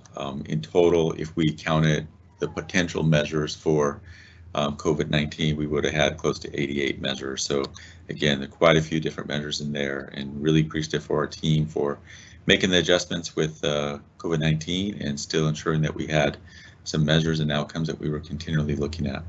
So I will hand it over to Eva, who's going to be walking us through support from her team. Thank you, Dr. Duran. Okay, here it comes. If you did have an opportunity to look at the report at all, we started with an explanation of a couple of challenges that just made this annual plan a little different from other annual plans. One is that we came to you about midway through the year and talked about after reflecting on, as we're in the second year of implementing our strategic plan, there were some measures that we recommended we update. that they weren't making complete sense for us, and we wanted to do some updates to the goals and measures. And so we came to you at that time and we updated the strategic plan, if you recall. But we didn't update the annual plan. We were already well into the annual plan. We were already giving you progress monitoring reports. And so we hadn't updated that. So there was just a little bit of disconnect there. Not a lot, because the main goals stayed the same. But then with the global pandemic and the closing of our school buildings, some of the measures that we had in place became, we weren't able to continue the measures in the way that we had previously expected to. So that was a shift as well. And then we shifted some of our goals and measures at that point as well. And you remember we came to you with those. So those were a couple of things that when we were preparing the annual plan summary were just a little bit challenging and did lead to us having many, many measures. So next slide, please. Just to ground us in the context of the annual plan, that really we have these goals in our strategic plan, and each year we develop an annual plan to determine how are we going to accomplish those strategic plan goals that we set out to accomplish, and how far do we think we will get this year on that journey, and what are our key strategies to get there. And then ultimately our schools have school implementation plans that align to our annual and strategic plans. Next slide, please. So as Dr. Duran mentioned, we had over 80 measures that were in the plan. And so I took the liberty of counting them. And if you count them, you might come slightly off, because there was one error that I made in the report, which is that athletics and activities was listed twice. It was listed in kind of the upper part of the plan and then listed again in the tier 2 goals. And so rather than counting that twice, I only counted it once. But if you were to go in and hand count, the numbers would be just ever so slightly off. But this is just a summary table of, so where did we end up in terms of green, yellow, and red? And then there were some goals that we simply just didn't even measure, and I put those in the column called COVID-19. But if you looked at just the ones that we did rate ourselves on, there were 81. And you can see that predominantly they were green. And I have some commentary about that too, and some reflection about all of those greens and what they really mean. And then another 25% in the yellow and 12% in the red. Next slide, please. So the way that we've organized this, I'm gonna have the instructional team share a little bit about each of these areas, but the plan that you looked at had the little round circles with the color coding in them.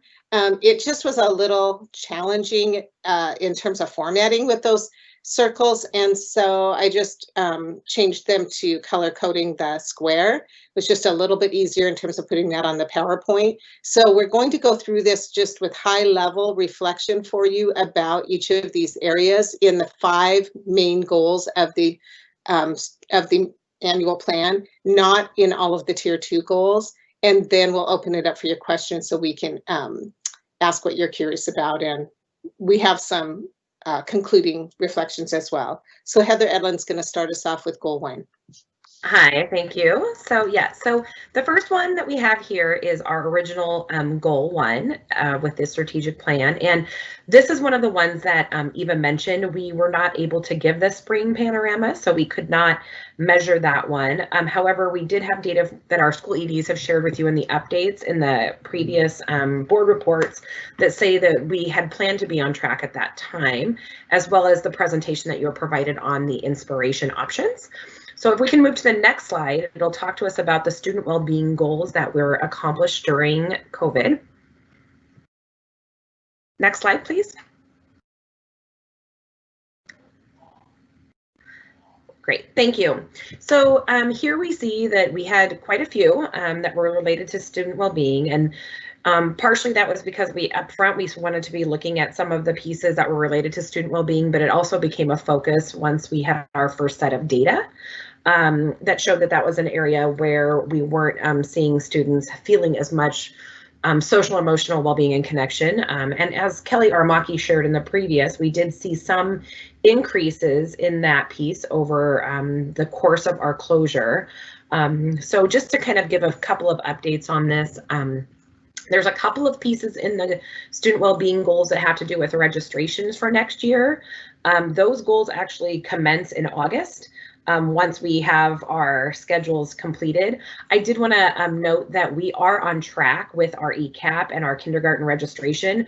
We're actually today slightly ahead of where we were in terms of kindergarten registrations at this point in time last year, and the percentage of kids that were towards projection. And the same is true for our 5th and 8th grade. The biggest challenge we've had with 5th and 8th grade is we don't know what we're registering the students for in the fall, what kind of format. And so we do have all of the registration materials, but we don't have them as fully enrolled. And that is due to a delay in kind of our timing of what we know.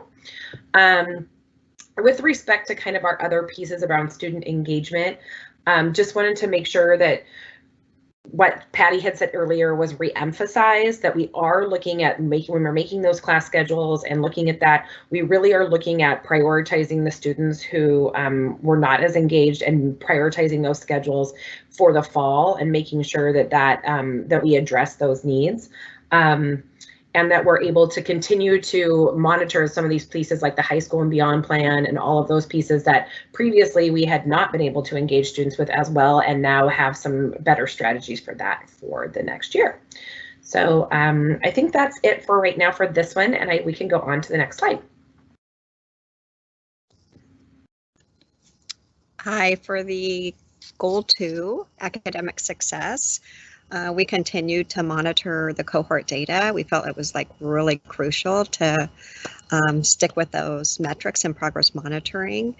For example, you can look at the 10th graders. Our current 10th grade is our cohort that we're tracking with the strategic plan. And even when you saw the data broken down in prior presentations, you'll note that we didn't just put we just didn't put seniors, we put the 10th graders in there as well. And our 10th graders, even at semester when we tracked their on track to graduation status, they were at 93% and their target was 91%. And given that we have just 1% as of today, again, that's just about 2:30 today, that have an I designation, we anticipate that will be significantly higher. That data will be available on the 23rd at the end of the day today. It likely came out while we're on this meeting, and so we'll be looking at that data and continuing to update that. Next slide.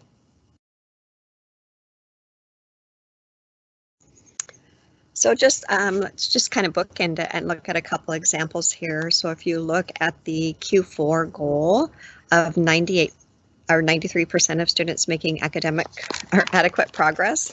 So if you look at K5 for adequate progress on the P, we were at 99%, really super impressive. If you were to look at P designation for grades 6 through 8, it was 95%.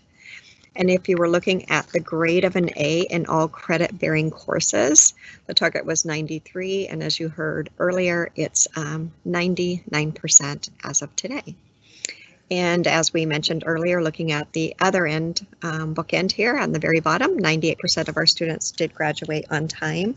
I think a really important perspective with the I grades is that if we were to compare that with students receiving an F in a class, we would have had 3/4 more students receiving an F than we have currently in our grade of the I or A status.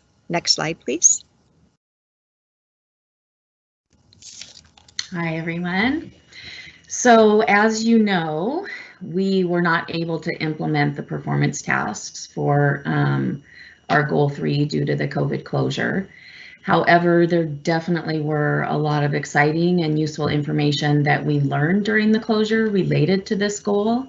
And so, for example, in the first part, section I, around cultural competence and global awareness, we were able to collect about 1/3 of the data for the 6th grade part of this goal. We were able to learn based on that data that we really need to be providing more differentiated instructional supports, especially for our students receiving special ed and ELL services. And we were able to provide some really interesting and amazing lessons around climate change and sustainability. And then for the computer science part of the goal, due to the closure, we actually were able to provide computer science lessons to every student in the district, and not just at the 5 schools where we have computer science specialists. And the computer science specialists just did a phenomenal job of providing materials for all of the teachers and all of the kids. And then also at our district child care center, that brought a lot of joy to the kids at the child care center to get to work on the computer science stuff. And then lastly, for the STEM part of the goal, while we weren't able to collect data on this, our secondary science teachers did a really good job of working on virtual field trips and virtual lab experiences. And we had one teacher pilot the materials, and we learned a lot about how we can improve those tasks, actually how we can improve all of the tasks through this time. And also some improvements in how we do a more consistent way of collecting the data. So I think we're set up really well for next year.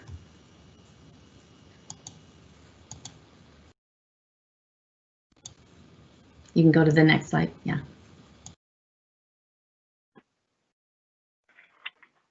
All righty, and I have this slide. It was obviously a quite uplifting and crazy experience for our staff as well during the last part of the school year. But we established a couple of measures, and if you go back and you look at what we did with the report back to the board in March regarding exceptional staff, we had established staff reporting high levels of engagement with our staff engagement index survey. And we felt really good about where we landed on that. We had set a goal of 70%, and we actually achieved over 80%. And I think that helps us in terms of thinking about what that's going to look like over time. We did report the measure of staff attrition in the fall, and one of our learnings was that that was not the best measure that we could use. So we will be looking at going forward a different measure. Next slide, please. And then the modified goals that we had during closure, we had to turn really on a dime around what it looked like to support employees. And we were able to maintain payroll, maintain benefits for our employees all the way through June 19th. We had teachers report kind of a mixed bag around support, and a lot of that wasn't about the support that they got from the district, but rather the situation itself and how many of them had to learn remote learning on a dime. And then finally, we were able to track 100% of our staff in terms of where people were, who was working, who was not working, leave status. And we achieved a yellow on trying to get all of the employees matched. We were able to match 95% of them to support the school-based needs, but we had 19 employees that were eligible that were not able to work. And that's our summary for Goal 4.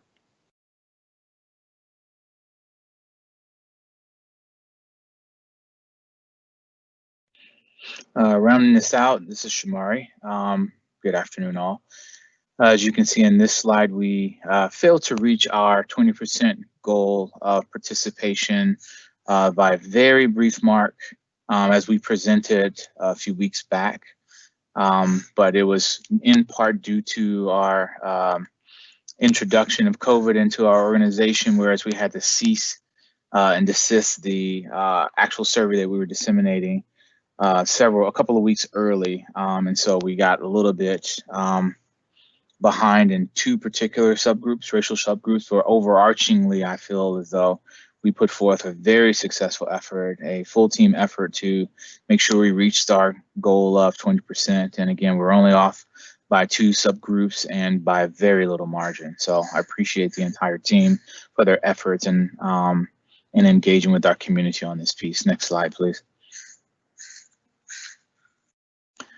So this brief slide really talks about many of the efforts that transpired during our COVID response. And we're predominantly green here if we are talking about the impact that COVID has on our community back then, even present day. You know, I can affirm that it is expansive and expands beyond my ability to fully be able to report upon. There are families within our community that are really struggling and utilizing the resources that we as BSD are offering.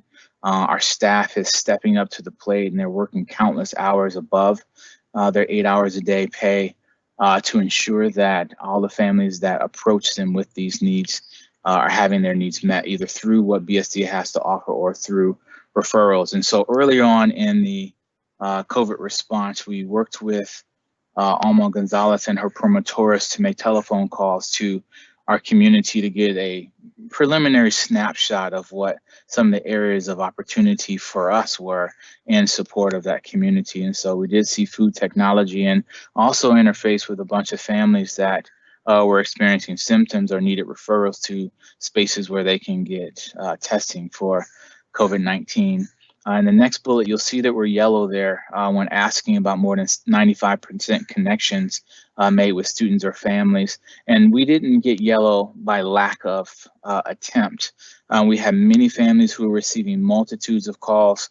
We work with, especially when we're referring to our free and reduced lunch group, we work with about 2,400 of those folks consistently throughout the year. They're signed up for various services that we have the pleasure and the opportunity to partner with members of our community on. And so we do interface predominantly with a large group, but there is a subset of about 1,500 or so families that are not on any of our signups and are not receiving services from us here at Bellevue School District. So our intention was to reach out to each and every one of those via telephone. We put forth a valiant effort. We called each family a minimum of 2 times. Not all families picked up the phone, not all families responded back, but the effort was there. So it was 100% effort. We reached about 91% of actually contacting and communicating with families. So once again, big ups and huge applause to the staff who are front facing as well as those who are working remotely doing this body of work in service of our larger community. In the measures and targets, the numbers of families that self-identify was a collaborative and collective effort, as well as the second bullet below that, the reporting on whether or not families are having their resource needs met. Collective effort between a multitude of departments, including ours. And so I feel privileged that we had an opportunity and space to be in that conversation to reach this green status. I feel as though we did a valor job of reaching as many families as possible to ensure that they had each of their needs, including tech and tech support, including food and referrals to services that reached outside of just a simple grab and go box, but someone might need more food for the week, and a myriad of resources that we consistently throughout the year and even more so now referred families to for the outside vendors that we have partners with. And the last Q4 measure target, communications with all families, we put forth a really good effort in working very directly and collaboratively with our communications department to ensure that we disseminated robocalls, and we had reader boards giving messaging. We had hotlines where folks can call in. We had sandwich boards at the spaces where there are grab and go lunch boxes. We had postcards we sent out in 7 different languages. We did as much as we could. We put messages in the lunch boxes for families who were picking up grab and goes. And so valor effort, we even had some all community messages that went out from our communications department to not just inform those who we may feel are most vulnerable in that space, but to inform all so that if they were informed, they can pass on that information to others. And lastly, the percent of families who are reporting that they know how to access. You know, one of our platforms was to ensure that when we sent out postcards, it had as much information compacted on there as possible. So there was a hotline just for essential resources, but also a hotline for health and mental health counseling resources, as well as one additional hotline I'm flanking on right now, but also the hours of our centers, who some of our center staff are, what the hours of operation were. So we wanted to make sure, and we'll continue to make sure, our families are informed in ways to provide them with the best access to the resources possible. Next slide. I think that's it for me. Yeah. Thank you so much, Shamari. I appreciate that.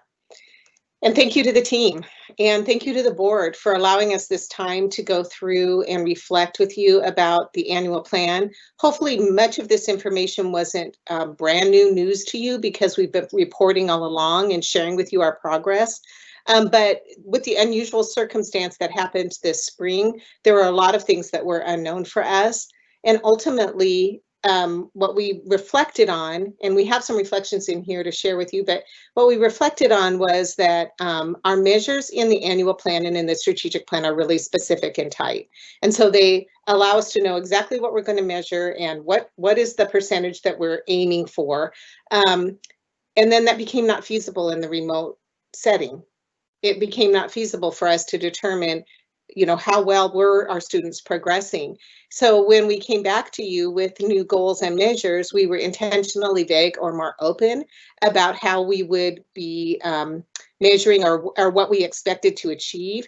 That doesn't mean that the goals weren't valuable. They were still very valuable in providing us direction and priority, but there were a lot of unknowns in that remote environment about how students were doing.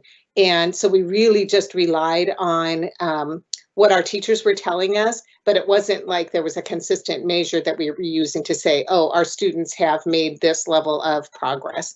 So there were definitely some challenges and some benefits from how we rewrote our goals, and just what we were, what the constraints were for us when we were looking at how we're going to measure and what can we accomplish in the last quarter of the year. And so finally, in our reflections, equity is something that really popped for us as we were determining, you know, what can we accomplish in quarter 4. That became central to everything that we did.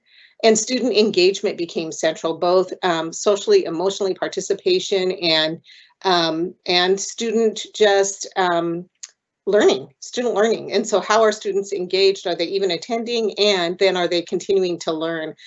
So those became our challenges. And that, as we know, that was met with just varied experiences for our students. And then finally, next slide, please. Our reflection in terms of informing our next steps is just how important it is for progress monitoring. We know that, and we're getting better at it, we think.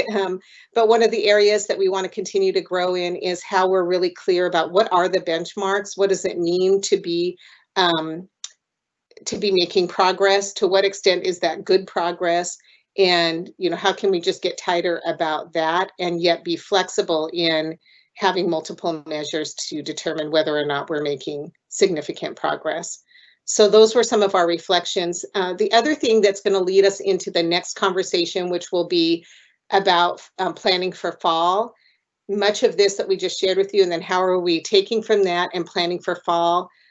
Kelly Armaki will be sharing with you some results in our next presentation about survey results and what we've been hearing from our stakeholders and how that's informing our planning for the fall. But loud and clear, what you've probably experienced with your own children, what we're hearing and seeing loud and clear is student connection. Their connection to their peers, their connection to their teacher. We're hearing that over and over again from our students and from parents as well, and from our teachers about how important it is for student connection. And so we're keeping that first and foremost in our minds as we're planning for fall and for next year. So I won't go into much more of that. We'll save that for the next presentation, but open it up now for questions that you might have. Last slide, please.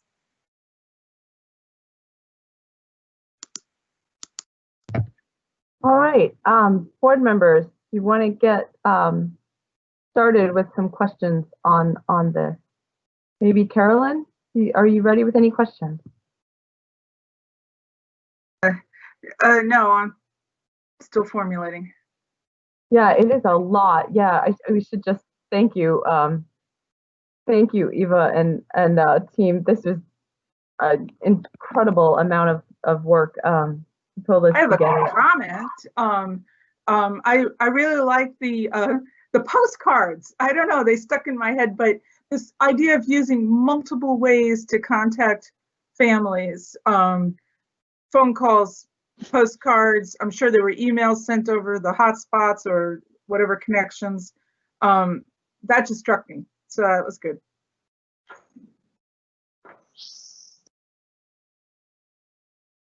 Francine, do you want to jump in? Sure. So yes, thank you for putting this together and then also including the links to the previous reports so we can see the tie-in, and then thanks to Eva for presenting the material again in a different way. I'm not sure if that got posted or if we can get a copy of that, because it's nice to see the kind of stepping back and viewing it that way. I had mentioned that I had a bunch of small things about numbers that didn't seem to add up, and I'm just going to send those in separately. I appreciate also that there was a lot of pivoting that had to happen. And we've talked about that, how we had to modify some of the goals or the metrics and expectations. And I think maybe just also pointing out and emphasizing that, for example, when the kids who were not making, say, ELA progress, it seems like that they did move forward in the right direction, although at this point we can't quantify how much.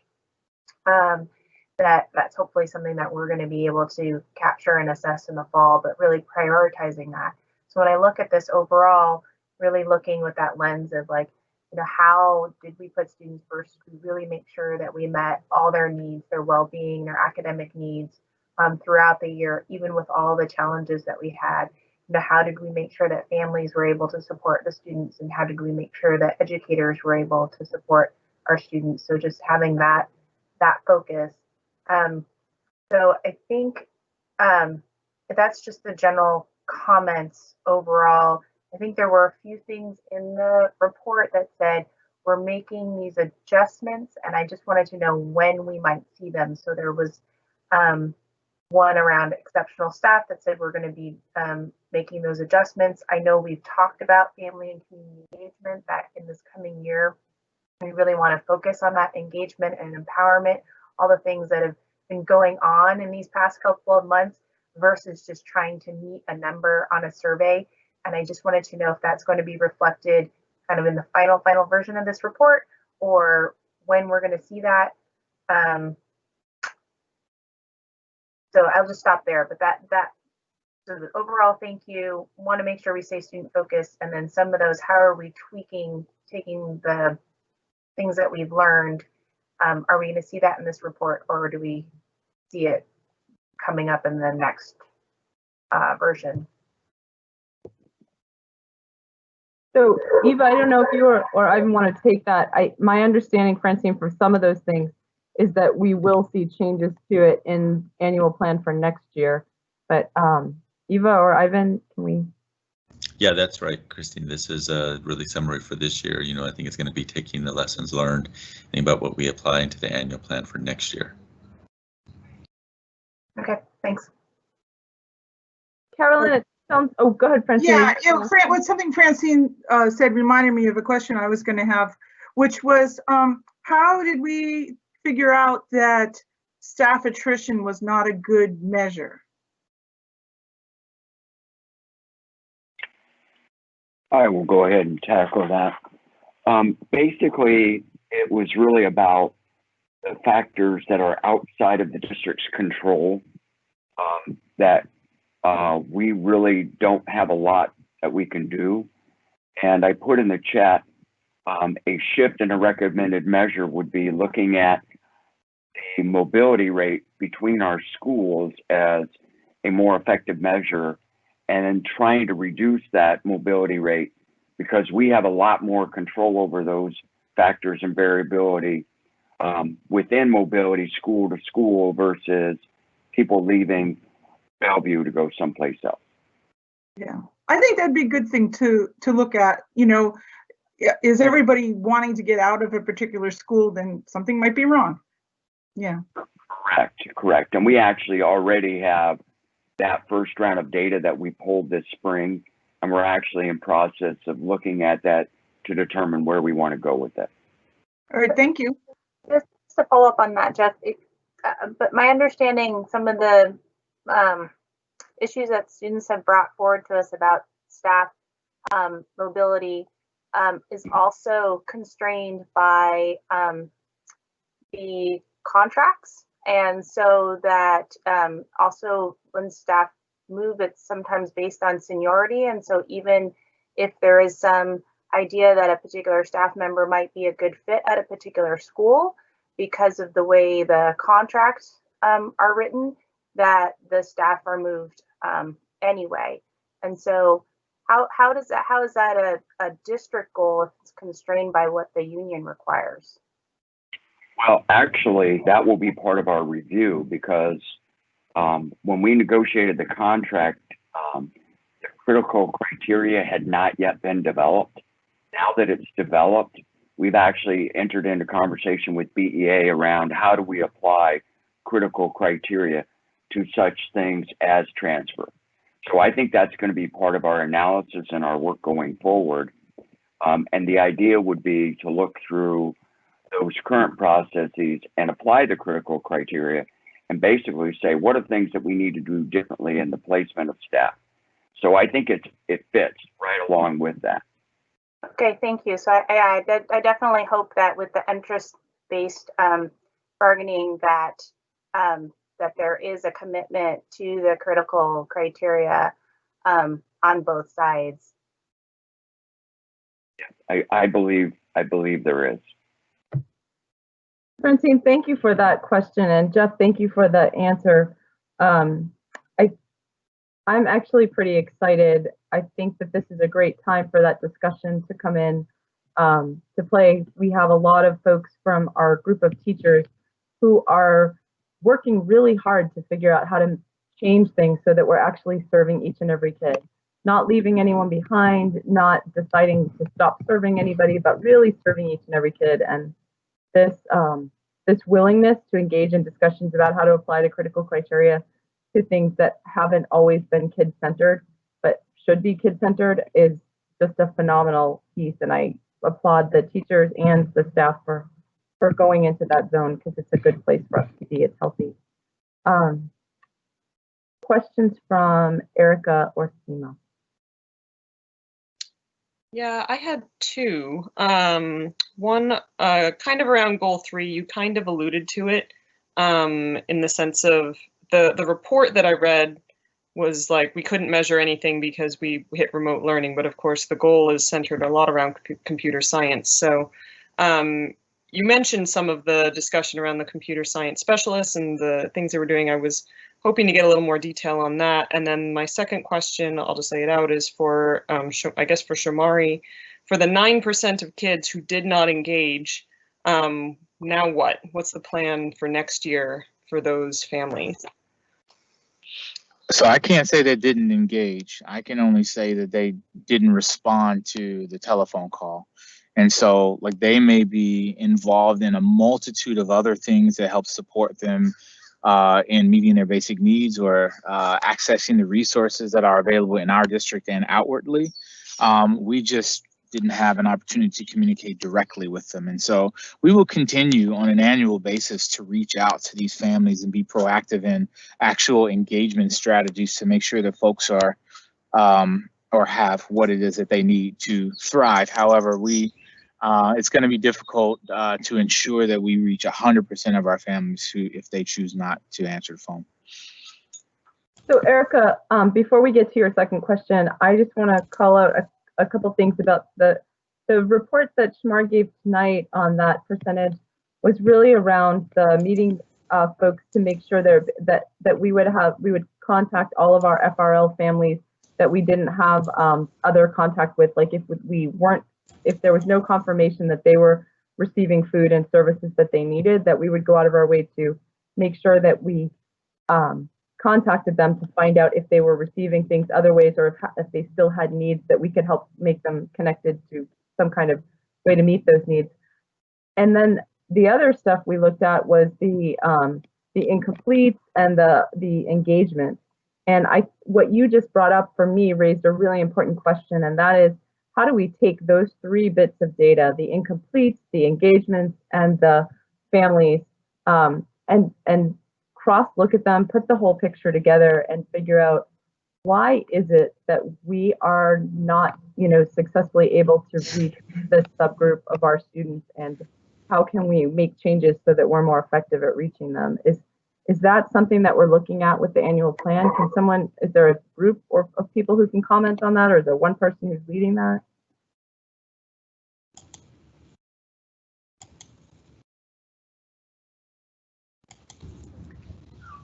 Yeah, I'll weigh in. I'll just say that we have, again, we're looking at the pieces that we've done here with the annual plan summary and really thinking about like where, because I think, again, I think there's a lot of opportunities for us to build upon some of the bright spots that we had here.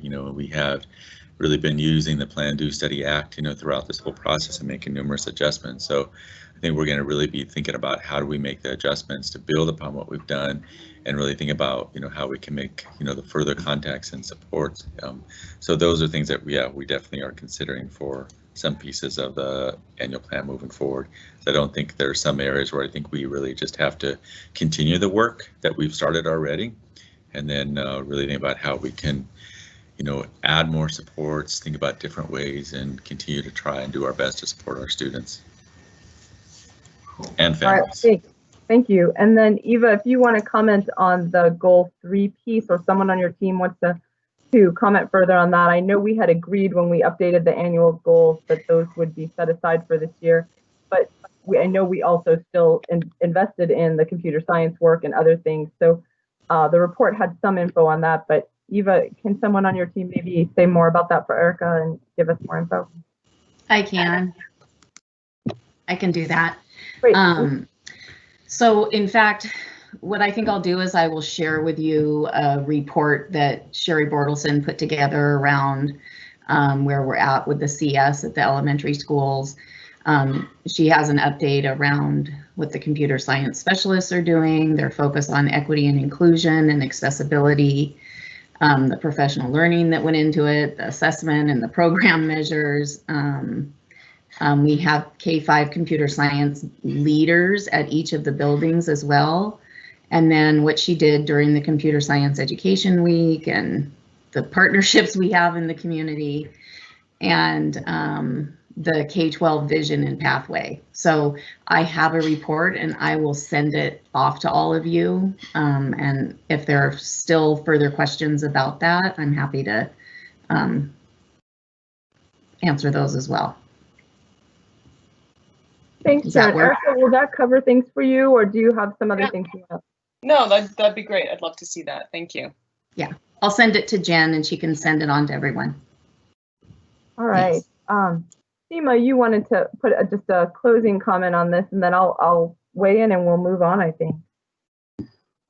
Sure. I don't have any questions. I just wanted to commend the great work, just the kind of above and beyond type of effort we've made to reach our community. So I will leave it with that, but thank you. I know we're short on time, so I'd rather give it back. All right, so I think bottom line is this is the first time we have had such a comprehensive annual report based on goals. Oh, and before we go on, just Sharon, when you're getting us that info, will you also be able to get us the follow-up info on the CS program that we had asked for when that report came out a month or so ago?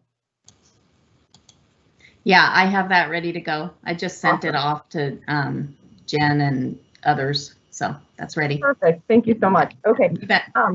So anyway, this is one of the most comprehensive annual reports that we've had. It's specific and it's oriented around results for kids. And while we didn't get 100%, we didn't get an A on our goals, we made a lot of progress, and we're starting to show it, and we've got some traction. So I think the most exciting part right now for me is seeing how this all plays out.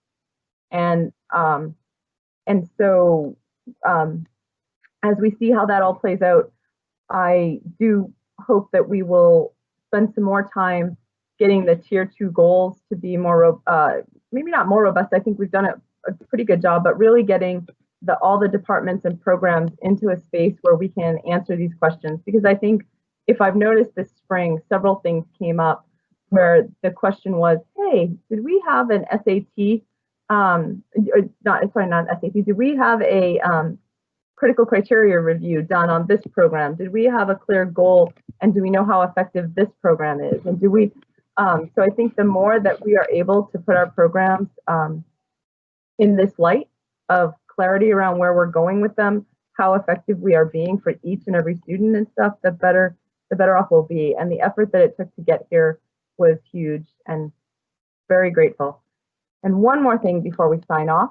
I just want to take a minute to recognize that one of our leadership team members is going to be retiring this year, and she has been on our team at BSD doing things. I first met her as a principal, but I believe she was a teacher before that in our district, and she's been here for 38 years.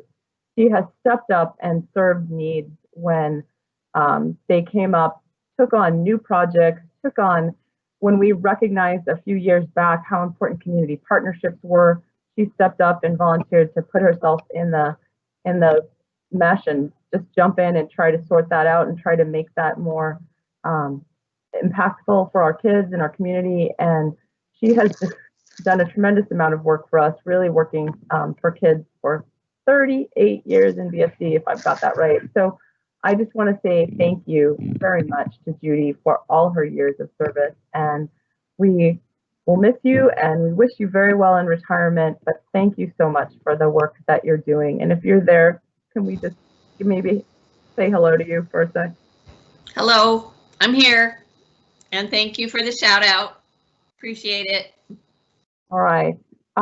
Yeah, thank you, and wish you well. And it was a little bit of a surprise, so we weren't all prepared for this. So thank you for all the work, and I hope you have a wonderful next set of adventures. Thank you. Appreciate everything. Thank you very much. All right, and with that, go ahead and cut to a short break. So it's about 6:15 right now. If we could be back at 6:22, we'll just pick up from there and jump to the next item of business.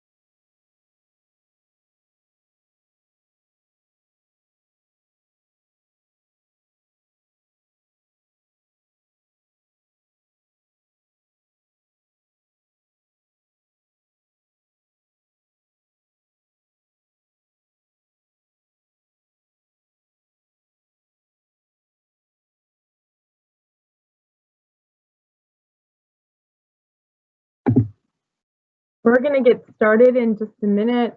Board members, can you confirm with me that you're back online, please? Thank you. I'm here.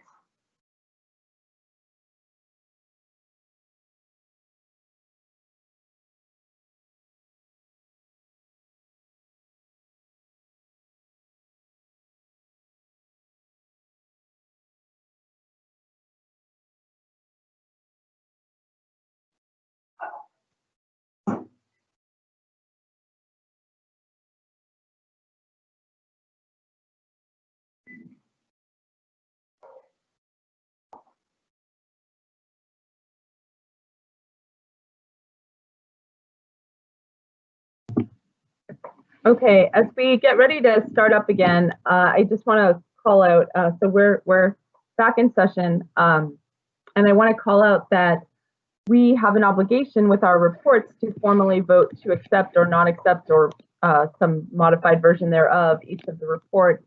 And while we haven't had a long time to sit with this one, and there may be some nuances that we want to change, I'm going to propose and make a motion that we simply accept the report as presented, and that we suggest any changes or modifications as we update the policy 0300 and 0150, which we're doing this summer. We'll be working on the reporting and monitoring work.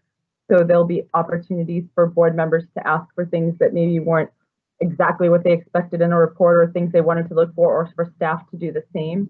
So we'll have an opportunity, hopefully, to do that in the next 2 months. So I'm going to just motion that we accept the report as presented on the annual plan. I second. Thank you. Any further conversation on that? Anyone opposed to passing or accepting the annual plan report as presented? Okay. Anyone opposed? All right, then we have passed it. And just once again, thank you so much to staff for the work on that. Like, the superintendent and his team just put so much into this work, and really, really can't say how much I appreciate it.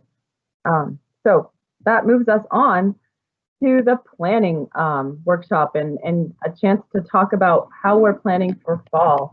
And I think that the superintendent is going to start us out at a high level, and then we're going to dive into some of the work that our planning teams and our steering committee have been doing. Before we start the report, board members, can you just indicate if you had a chance? I know that I believe that at least 3 of us had a chance to listen to the steering committee meeting. If you also had a chance, let us know, because that may inform how deep or not deep Eva goes into some of the discussion. So she'll certainly present all the relevant information, but how much detail she shares may be. So. All right, so it looks like we've got at least 3.5 board members who saw some things, and so and another one who read some materials. So yeah, it looks like we've got a lot of background knowledge to help with this presentation. So Dr. Duran, do you want to kick us off? Yes, I will. I was having to make a quick adjustment to my meeting space location, so on the fly tonight. So yeah, I'll definitely kick us off and just say, you know, this is going to be a little update on where we are, you know, with our planning for the fall and thinking about what education in school could look like, considering that we still have a lot of information, you know, to consider, and still even waiting for other information.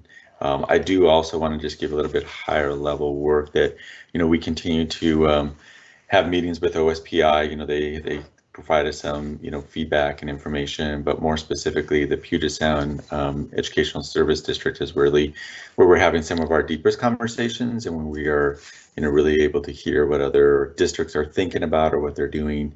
We now have a large group one, which represents the 42 districts in both King County and Pierce, and then we have a smaller one that is just some of the districts over here on the east side, all the way up into the Snohomish Front Range there. So it's allowed us to be able to just have some really deep conversations around some of the work that we are doing. The PSESD has also been leading an effort to really think about transformative practices and other things that we can consider. So we have had some of our team members on that. I'm actually having a meeting with them tomorrow. So it's a really great way to kind of just continue and deepen some of these conversations around some of the work that we can do to ensure that we are really able to meet our students in a better way in the fall. I would say that the big issue that continues to plague all of us across the state is just this idea of our traditional funding model and how we currently are thinking about funding our students, for our funding our schools, with our students, because it's still based off of a seat time model, number of days, number of hours, and we still have not received official word or confirmation around what that's going to look like if we end up having a hybrid model and students are still with us for part of the time or not part of the time, or if we have students that actually choose to stay home during that time. So that is an area that we are really concerned about, that we want to definitely keep pursuing and pushing our legislators to really be thinking differently about that. And the other one I'll just mention is that there have been some conversations around like a consortium model to develop an online learning program that districts could contribute to and be part of, and have students be part of, and kind of be represented by the individual districts. And unfortunately, that work has really kind of stalled. There's kind of a lack of organization and being able to pull that together. And everybody, not only us in the districts, but even with BSD is just really tapped out right now in terms of what work can actually be accomplished. So there's still a little bit of hope that we may be able to get some support from one of our local foundations, but that is a work in progress. And then I think the other important part is just that, we are really trying to build and develop, this plan, and thinking about what the change can look like. And there's still a lot of uncertainty. I was on a call last week with PSESD, and we had the director for King County Health on, and there's still just not, really clear information. But what we do know is that the 3 guidelines that we know we have to really ensure that we have in place is to follow and have, 6-foot distancing. We need to have some kind of face coverings, and they're really encouraging people to not use the term mask, but actually use face coverings. I just feel that has a better connotation, a way of thinking about what students need to have. And then the other one is thinking about how we're going to be testing our students, for coming in, for temperatures, and there's still a lot of ideas that are there. But those are 3 things that we know we're going to have in place. And we are still just waiting for more clear information from the Department of Health. I would also say that, that there's been a little bit of, I don't believe that we are relying enough on, the science behind all this and what we're learning from different areas that have opened up. So I'm hoping that, we can continue to push our public health department to give more information, really utilize science in the best way possible. And as you know, as we think about some of our uncertainty, that as we move forward with this work, we will be needing to bargain this with our education association. So we have some dates planned for July in order to do that. So Eva is going to start us off by just sharing where our current plan is and talk about our steering committee and where we are, and then we'll be gathering some input and information from all of you. So hand it over to Eva. I'm not going to go into this at length. We'll just sort of get to the point, because we have some new information to share with you that wasn't shared at the steering committee, which is some preliminary feedback that we have from stakeholders through the survey. We are doing focus groups as well.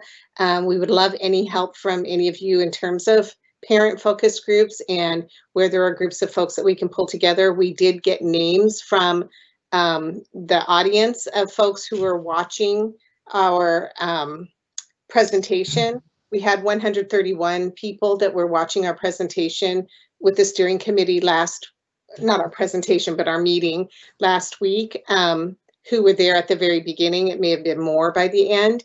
And so of those, 8 people offered to be a part of a focus group, but we would like to reach out and find folks who perhaps weren't online and weren't participating, and hear from lots of different constituents. So we do have that process going, but meanwhile, we got a tremendous feedback, tremendous response to our stakeholder survey, and Kelly Aramaki is going to share some highlights of that. We have not yet had time to really analyze and break it down, but we wanted to share with you what we're noticing so far at first glance from the survey. And then I'll go into some of the models and what our latest thinking is about the models, because it has changed since the steering committee meeting based on feedback. So we'll start with Kelly and have him go into some of that high level feedback from the survey. Next slide, please. Yay. Okay, one more slide. Okay, awesome. Thank you, Eva.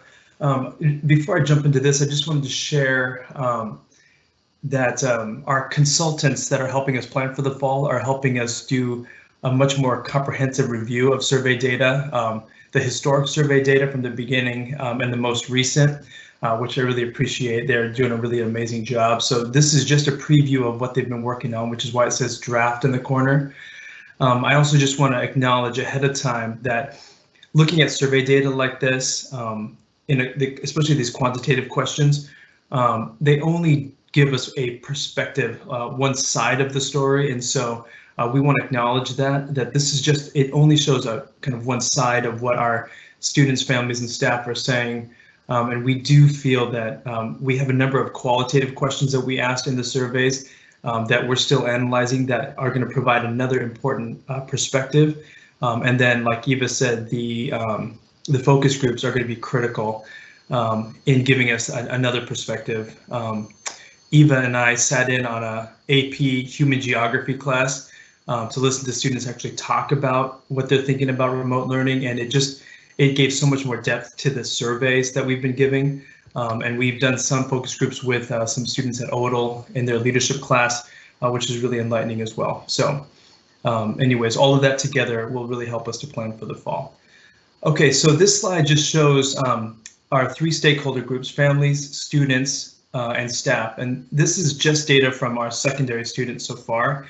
And we asked them about key aspects of remote learning. So some of these questions we got feedback from Christine, Francine, and others, which were really helpful. But we wanted to see what kids thought of the specific aspects of remote learning that we've been implementing. And so from our secondary kids, learning lab time, the kids reported much higher positive ratings than our families and then our staff did. But you can see the students down the center reported learning lab time 80% positive. They liked the full class teams meetings. They were somewhat less for the small group teams meetings. The pre-recorded teacher videos, you can see 85% positive. The kids liked the weekly schedule for the most part, 89%. Our families rated things lower, and like I had mentioned last time, some of these ratings had actually gone down over time, and so I think families were feeling more and more pressure during remote learning. I think the big takeaways from this is, and this is the AP Human Geography kids talked about this, but they really like the idea of learning lab time. They like that it's more personalized time, smaller groups with teachers. They just felt like it was an implementation problem. Not all teachers did the learning labs, so they weren't required. Sometimes the learning labs came before the actual class, and so there was nothing to ask questions about. But their recommendations were they like the idea of learning labs. They just feel like we could improve it a whole lot more just by having all teachers having to do them, making it small groups, and then making sure that the class comes first and then learning labs come afterwards. The kids do like the full class teams meetings, but they do have lots and lots of ideas on how to make it better. One thing to also note is we did ask parents and students for feedback on specialists and electives, and there were quite a few kids and parents who said that the electives were harder in the remote setting. And so we'll have more data on how kids felt about electives later on, but they did report that it was harder to do things like PE and library. One thing. Really, before you move off this slide, I just want to ask two clarifying questions because we've got a question, at least one in the box. One is, can you tell us what those one-on-one teams meetings are? And the second is, could you clarify what the question was that you asked? Because you're using words like when you say these things, but when I read the heading, it said worked okay, which is very different to me than liked. They both have very different connotations, so I just want clarity on what was asked. If you could clarify on those two items. Yeah, sorry, I'm not being precise about my language. I think the question that we asked was, tell us which aspects of remote learning worked well. So then the kids answered worked well, worked okay, didn't work well. Right, and I do or they see the weren't question, given. I think, is over to the left, but it doesn't show what the response options were, but you can, I think that's the question over to the left, correct, Kelly? Yes, and that's right, thanks. And then those were the options listed below. So it was kind of a list, and then the kids rated each one of those aspects. And then the other thing just to mention about this is we did also ask the kids, so from your feedback, we did ask the kids which courses at the secondary level work well and didn't work well in the remote learning setting, and what was it about the classes that made it work well or didn't work well. So we should have data about that question coming up soon. And then the other question that we asked that we haven't been able to analyze yet is which teachers in particular were effective in teaching in the remote learning setting. Because part of the work that Sharon and her team are leading this summer is to work with teachers to identify the practices that make remote learning effective. Because what the kids told us when we met with them was a lot of what made classes work or not work was about the teacher pedagogy and practices, not so much about the course. So it was more, these teachers were doing something that were more effective. These teachers were doing something that wasn't necessarily as effective. And so that's pretty much what the kids talked about. It was really about kind of teacher practices on what made things work well in remote setting or not. Next slide.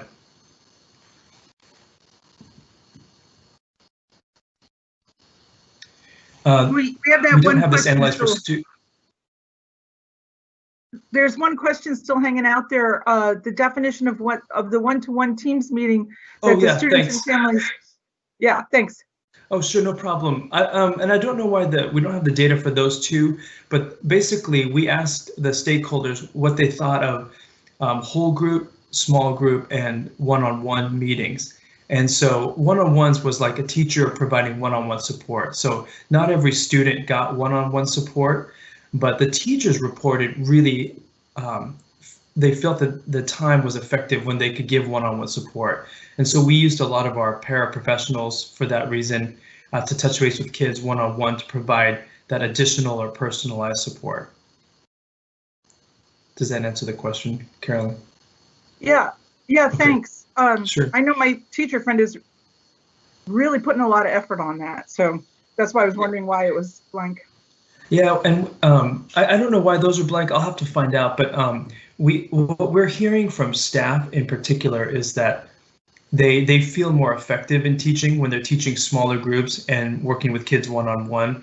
And we've also found our GSAs and our paras have been they have been like the heroes in serving our kids with more needs. I mean, it's been amazing. Like I have friends also who are paras, and they just they feel so useful for kids when they're checking in and providing that extra support. And the teachers don't necessarily have the bandwidth to do that kind of more personalized support. But it's a great model. I mean, and we're looking at some of the research coming in on remote learning, and when the teacher's doing the whole class and providing the instruction, we are seeing that it's effective when classified staff are providing the small group and one-on-one support in the remote setting. Great, thanks. Yep.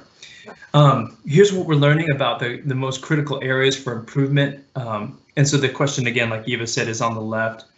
If we have some form of remote learning this coming year, which of the following do you feel are the most important that we improve upon? And so you can see families, their highest ratings are more small group and individualized instruction, more support for students on how to stay organized with remote learning at home. So that's kind of a nod to executive functioning organization. Some teachers have been talking about AVID for all students. And then one single, simpler technology platform for communication, assignments, calendar, support for student social, emotional, mental well-being was a really huge thing, and that really tracks with what we're seeing kids self-reporting. And then weekly communication rather than daily. So those are the top 5 for parents and families. For staff, slightly different. Some of the same themes, but the order is a little bit different. Their top one was support for student social, emotional, and mental well-being. I know that it's been really hard on kids, and it gets harder as the kids are older, so middle and high school. So we just had to keep pushing on this. I mean, we saw some improvements, but not nearly enough. The staff also felt that there needed to be more support for parents in how to work with their children on remote learning. And so back to the question about how are we going to support our most marginalized kids or our kids in most need, schools are talking about really taking a proactive stance August and September in supporting families, getting technology supports right away, doing a lot of family engagement around the teaching of how to use the technology, what the apps are, what the tools are, the new platform. And so there is talk about being far more proactive early August and September. And then the staff said also more support for students on how to stay organized. That seems to be a pretty big theme. And then a simpler technology platform for communication assignments. And then their top 5 rounds out with continued basic needs support for families. And so our staff is just so focused on equity, and that comes up every time we survey them, is the need to be equitable in how we support our kids. Next slide, please. So this is an important thing to note. We asked every group, if there's a resurgence of COVID, what would you prefer? Would you prefer that we jump to all remote learning? Would you prefer that we modify the schedule? Or would you prefer that we stop school and then go into the summer? And every stakeholder group strongly preferred to move immediately to remote learning and to continue with the regular school calendar, as opposed to pausing schooling and canceling school breaks or extending the school year. So that felt pretty compelling, although when we said cancel school breaks, that might have had an impact on students answering that question, but all 3 stakeholder groups, they were pretty strongly in favor of just going all remote if there's a resurgence of COVID. Next slide. Eva, if I need to speed up, you just got to tell me, okay? This one is critical. Fine, thank you. Okay, all right. When we asked families and staff about their comfort or concern about returning to school in the fall because of health. And so these are pretty compelling percentages, but 34% of parents said that they would prefer to keep their child at home with full-time remote learning this fall. So a third of our families that responded, which was, we were pretty stunned at how high. And then 38% of our staff said that they have a significant concern about returning to school this fall. So 38% of staff said they have a significant concern about returning to school or work this fall in the workplace setting. Another 30% say they have moderate concerns, and about a third, so it's about a third each. And then only a third had slight, little, or no concerns. Next slide. So I think Francine, you asked about special education. So we did put in a question for our families who reported that they have a child with a individualized education program. And here, I think the story from this slide is when we asked about their satisfaction with special education services is just really mixed. We have just over 20% of our families who report not being satisfied at all with their special education services.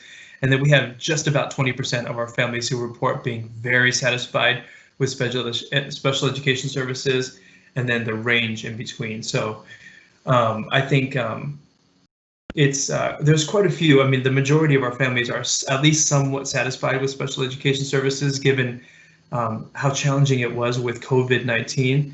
But one of the takeaways from this is that there is a big range of people's level of satisfaction with special education services. And I think we're seeing, just like we are in the other situations, that some of it might be teacher to teacher dependent. So anyways, this one is one to dig into deeper for sure. Next slide. So the next steps with regards to learning from our stakeholders is to conduct focus groups. So we have started some focus groups already. As Eva's mentioned, we're going to continue with more focus groups. We are finding way more depth of understanding of what people are experiencing and needing through the focus groups.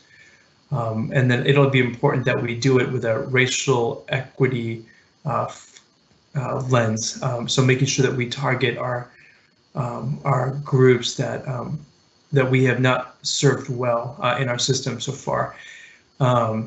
We also want to code and categorize all of the write-ins. So tons of write-ins, lots of ideas that people have that we want to code and categorize.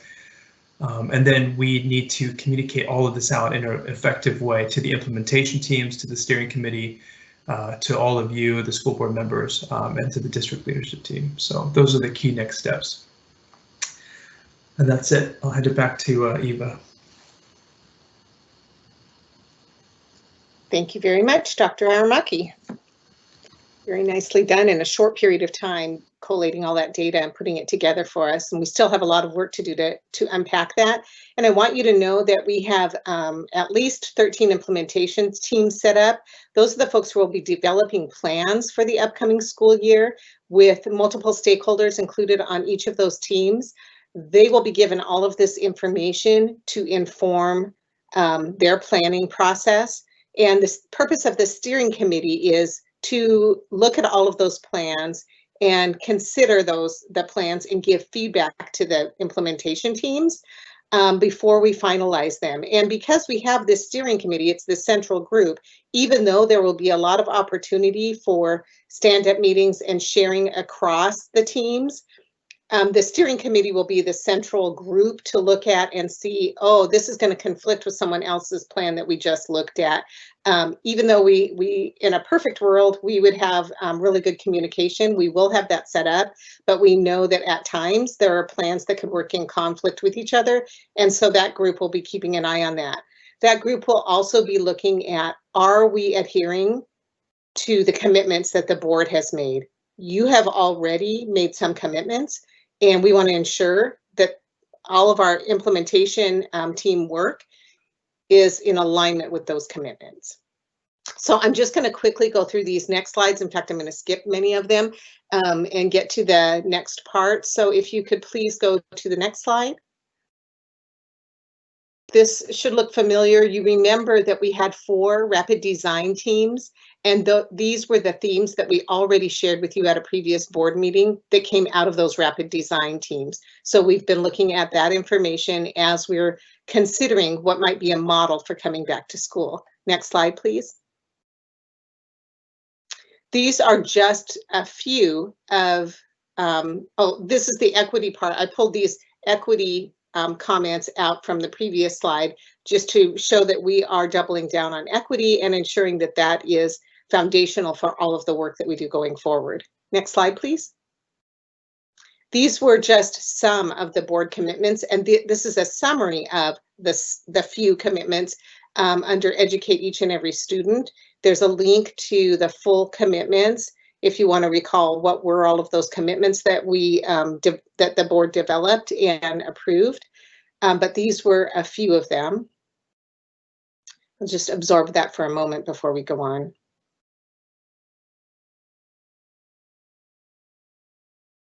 Next slide, please.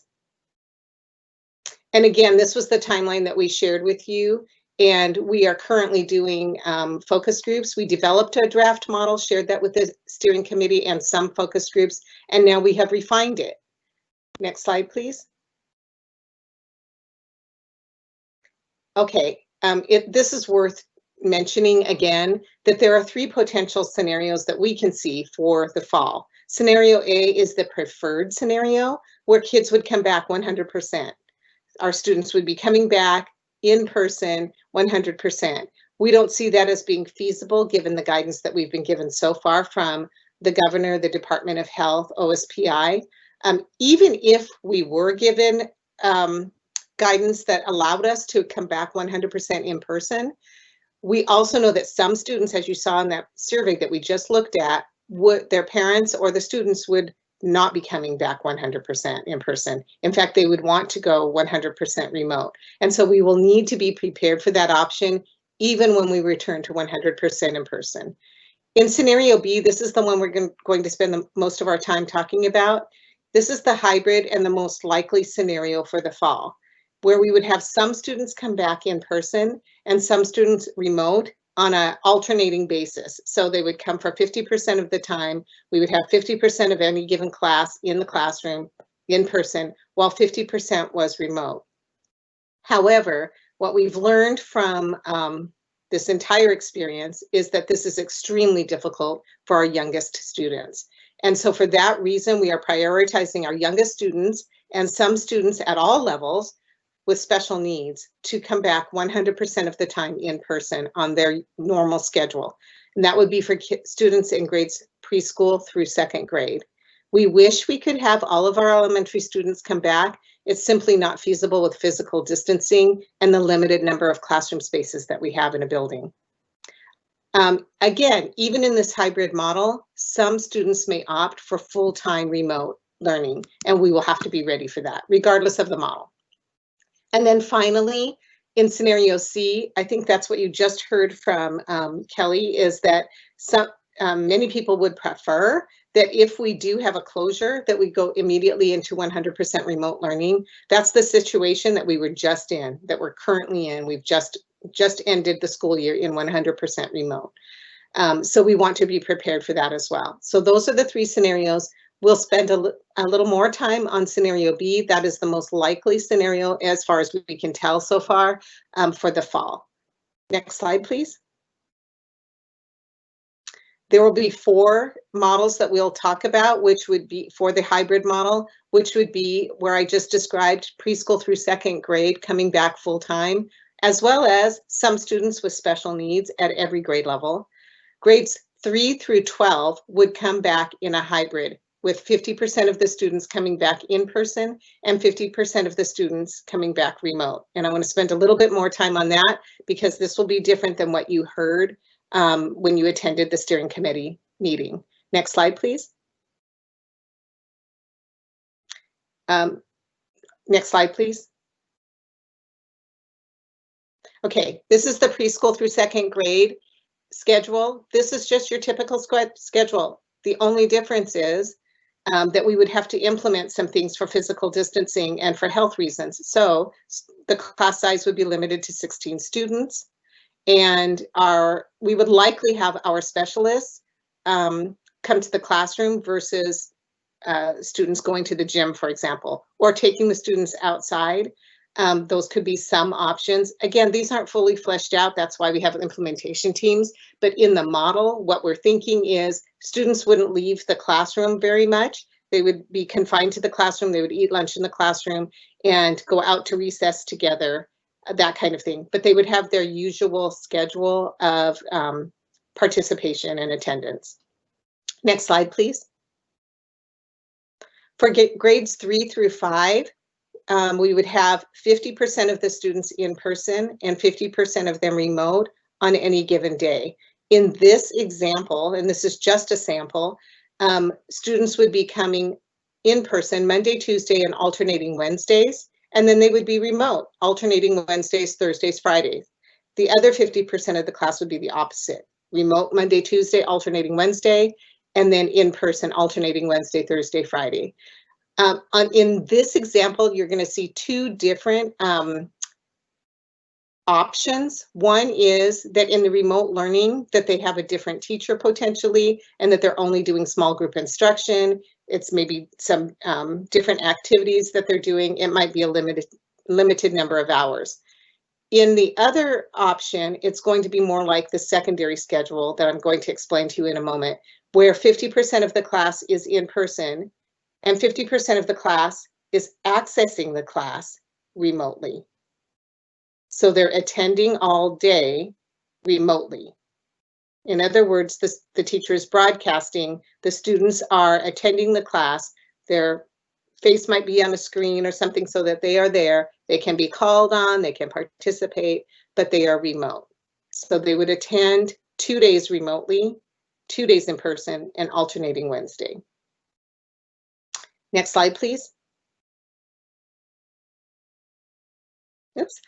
This is the secondary schedule. Again, this is just a sample. This does not show how many periods in a day. It could be a 7-period day. It could be just the normal schedule, because half of the class would come in person and half of the class would attend class remotely.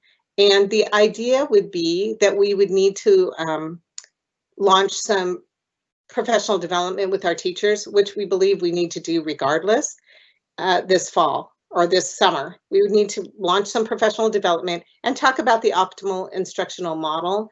And in this model, it would not make sense for our teachers, for example, to lecture for 50 minutes. That's likely not going to work well for the students who are attending remotely, and that doesn't often work well for the students who are in person. And so we would think about what are some approaches that teachers can use. What are some approaches to small group if you have some students remote? In a physically distanced classroom, you are going to be 6 feet away from any other student. So a turn and talk or a small group is a lot more challenging, and you will be wearing a face covering. So we know there will be challenges for group work in person, and we know our students thrive on that based on the feedback that we've been getting from them. So we want to be able to use our students who are remote and do some interaction during the lesson, not the entire lesson, but some interaction and some group work. Some of the benefits of this model are that if a student has to be quarantined, let's say, because they were exposed to the coronavirus, because they had a fever, because they had the virus, then they could still attend remotely if they felt well. Obviously, if they're sick, we don't expect any student to attend if they're sick, but they could attend for the entire 14 days. They can still attend class. For students who are 100% remote, there might be an option for some of their courses for them to still attend. In this model, students would have, this is just an example model, but in this model, students would still have tutorial in person on the days that they're in person, and there would be office hours for the students who are remote 2 days a week. 2 days a week in person, the teacher would provide. So the student would have tutorial 1 day a week, office hours available 1 day a week. That was a lot to share. I think that's might be the last slide. And I think it's, yeah, that's our last slide. So we want to open this up. And again, remember, this is just in the idea phase. And many of the, how would we do this answers have not been formulated. But we need a model to react to and to respond to, and at least to buy in somewhat, that we can start developing a plan and seeing what is and is not feasible. All right. Thank you. That's a lot of information, a lot of new stuff, and a lot of new ideas. That's a tremendous amount of turnover in like 6 days, 5 days. Thank you. So what we're going to do is, I guess we'll take some questions. Eva had asked that I share some feedback that I gave with the group. So I'm going to just start out with that, and then we'll go straight to everyone's questions. And one of the pieces of feedback that I gave is that when I watched the steering committee session and listened to things, I noticed that we have a few things nailed and some things that seemed missing. We seem to do a really great job when we're trying to figure out about lessons learned and how that's going to guide us. We do great when we talk about essential needs like nutrition and childcare, that sort of thing. When we talk about funding for broad programs like special needs services or nutrition, that funding needs we have from the state or the federal government, we have learned a lot of lessons on adult logistics like high-risk staff needs, logistics of hours of operation, bus routing, etc. But when it comes to instructional day-to-day experiences for kids and those needs, and even some of the supports for teachers' needs, I don't hear a really clear articulation of lessons learned. Now, that said, today's survey responses was one of the first compilations of that sort of learning that I've heard, but I'm wondering when we're going to start kind of framing our plans, our planning process around that, because our planning process on the steering committee discussion often went back to the logistics and feasibility discussion, and it didn't center on things that I worried about. So like we focus on the logistics of these scenarios, but we're not focusing on how we get these scenarios to represent the practices, to reflect the practices that we've learned are the ones that work best for kids. So for example, you know, we've learned that education has to be relational and interactive. Kids need to be interacting with the materials. We know that they're not doing as well with direct lecture and direct feedback, especially when those things are extended, when they're short bits combined with small group work. So how are we setting up for these schedules to reflect more of that? And part of that reflection may not only be how do we organize the lessons so that they reflect more opportunities, but also how do we reflect the schedules so that teachers can have opportunities to develop professionally in terms of, you know, not just developing their own understanding, but their practice and planning for that practice and doing collaborative planning to pull off all these scenarios. What does that look like with them? And how do we ensure that these scenarios will make that happen? How do we ensure that kids with executive functioning issues, even those who don't have formal ones, just kids who are developing in middle school, that these are organized in a way that respects and understands the organizational components that have to go into this? And how do we plan for time for kids to find materials and catch up with materials, and for teachers to store them and access them and adjust them?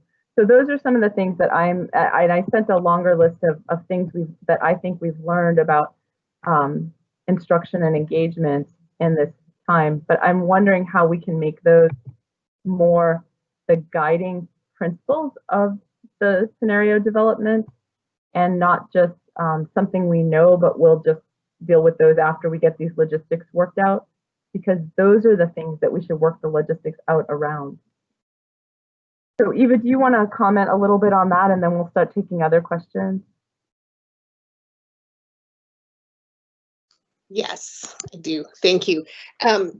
Yeah, it was super helpful what you sent to us. I think it really aligned from what we're hearing, as you saw through the surveys, that a lot of what you said is exactly what our stakeholders are saying as well in terms of their experience. There was a lot of alignment there. And so just to comment on a few of the things, like you mentioned, collaborative planning. We are in the perfect spot for thinking about how do we push some of these instructional questions back to our teachers and have them work collaboratively to wrestle with them, because our new contract with the teachers has 50% of our professional learning time devoted to professional learning communities. So we are going to be working in professional learning communities in this upcoming year. We have equity and inclusion teams at our schools that will be helping to guide those professional learning communities. We have building leadership teams, and our staff is just really ready to take ownership of this direction and these decisions and this new learning. They are really ripe for wanting to take ownership of their own learning and wrestle with some of these issues. And that's where we'll see the greatest impact in the classroom, I think.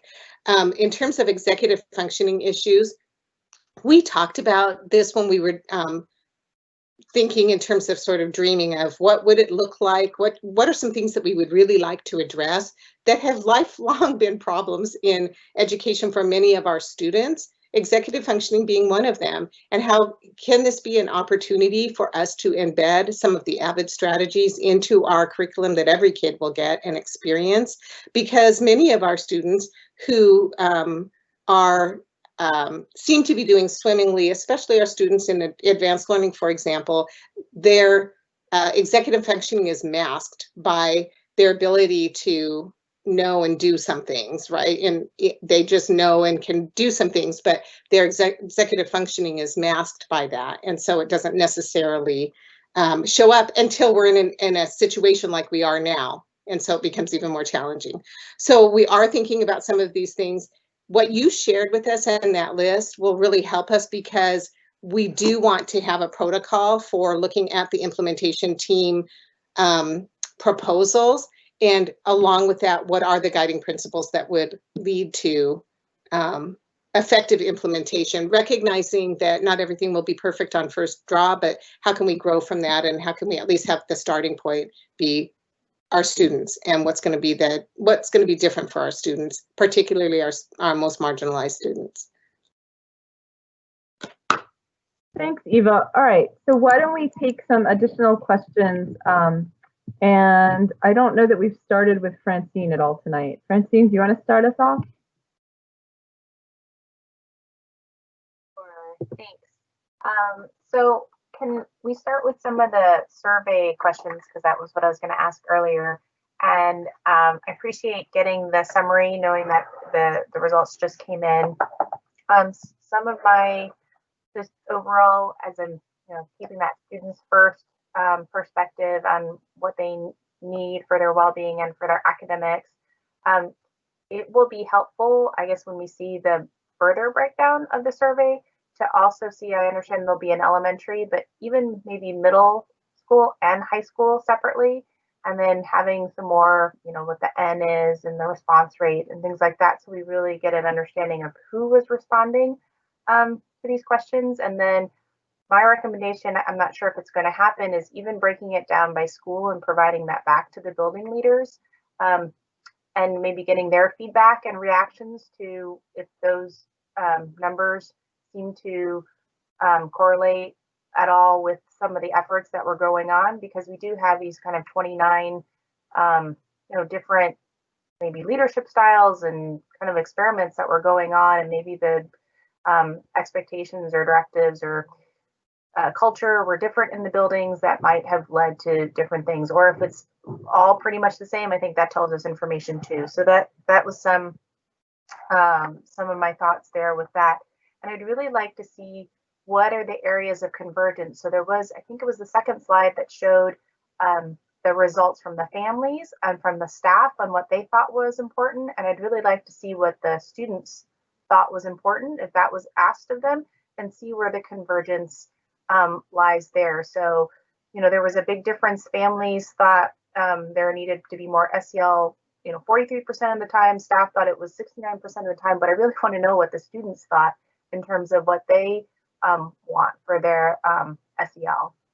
So that would be incredibly helpful. And again, really, I agree with Christine to help center the work that way. So we know that we're providing, at least trying to provide what students need. And I think having that focus would be really important. Similarly with the breakdown, like who's coming back in the fall, it would just be interesting, I think, to know among the families who are coming back, is that elementary, is that middle school, is that high school? Similarly for our staff breakdown. So that's a little bit more of a logistics type of thing, but I just think that's important to get a big picture of what our district might look like. And then I do appreciate as well, echoing what Christine said, some of the shift that's occurred since I last saw the presentation last week. I think there's been a step back instead of saying, hey, we're going to have to, maybe do block things. And I realized it was just a straw thing for people to react to. But I think taking a step back and saying, let's see what we've learned from this, what our responses are from the survey, what we know are best educational practices, and try to work those into making the schedule and what things look like. I think that approach overall will get us hopefully a stronger product. I think my main concern with the previous version was that we were working off of what kind of happened this spring, and I, that bar was one that was created out of necessity.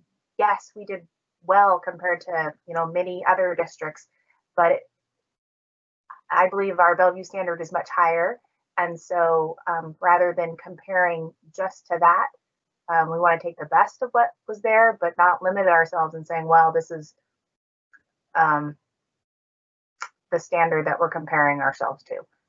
And then in terms of, and then the other thing that I think also opening that up, the idea of whether students will be, if we are doing that 50-50 remote and in person, whether it is completely different educators, and so how do they coordinate, or whether is the streaming. I think that's a interesting idea, and maybe how you pair someone who's remote and someone who's in the classroom to do a turn and talk instead of so then you're taking advantage of having students who don't have to be getting close together to still be able to collaborate. So I like that type of thinking of saying, like, how do we use the situation that we have really creatively and still provide them the optimal educational experience. So I just wanted to point that as an example of I think the broader thinking that I'm hoping that will come to this process. So Francine, that was a lot of stuff. Do you want to just summarize like one or two things that you want to make sure get commented on so that it doesn't become too random? Like I don't want to miss the most important parts that you want to hear from. Yeah, so most of it was the survey, because I think that's the new stuff that I hadn't seen before. And to just, again, just from if we're going to see it again, I'd like to see some of those pieces. And I know it was just in the preliminary phases, but it would just help contextualize it a little bit more.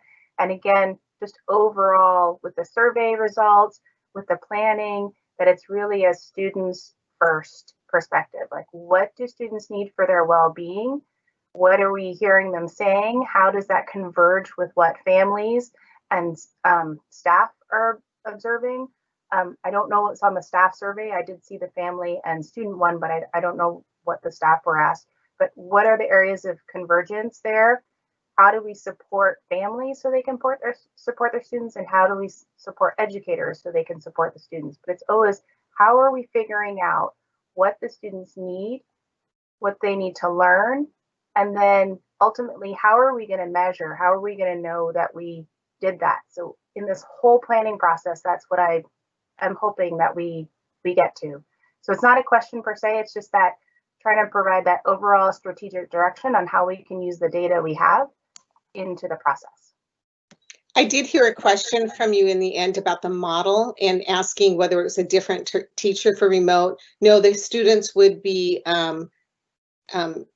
attending each of their classes remotely 2 days a week and the alternating Wednesday. So they would just go to their classes and they would be logging in like we're logging in right now and be attending the class remotely while some of their classmates are attending in person, and then vice versa. So it would just, so it would not require a remote teacher. So I think at one point there had been a proposal that the students would go 2.5 days a week.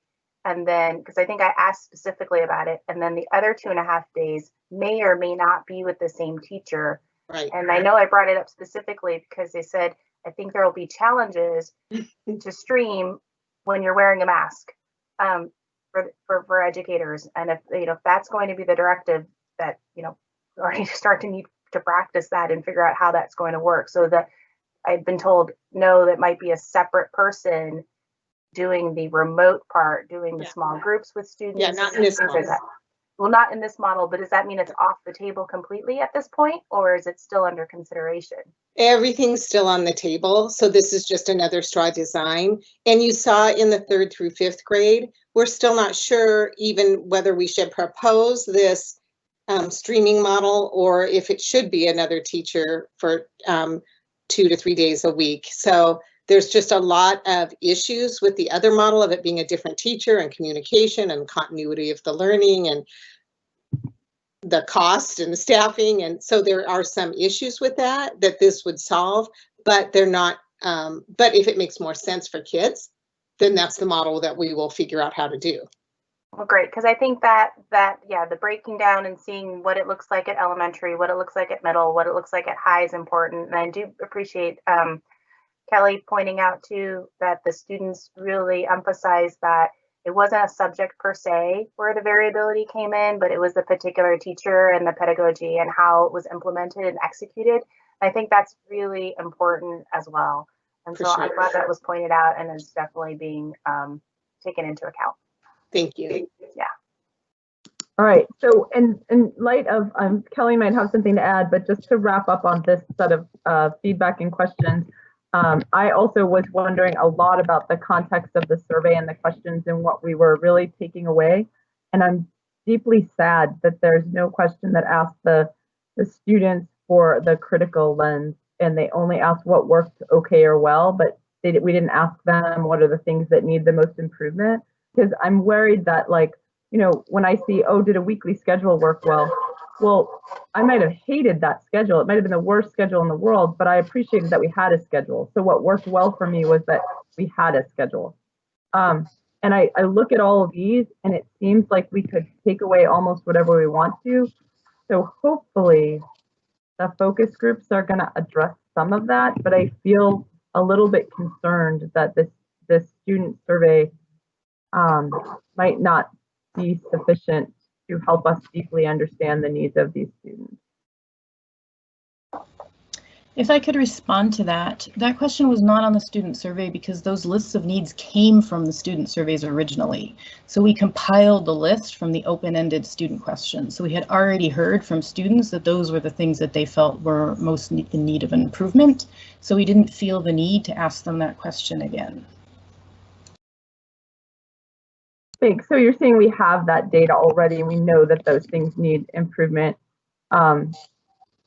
I guess I was curious because what I heard from kids was that things changed radically from the first month to the second month to the end of the school year in how things function and where the problems were at and where they weren't,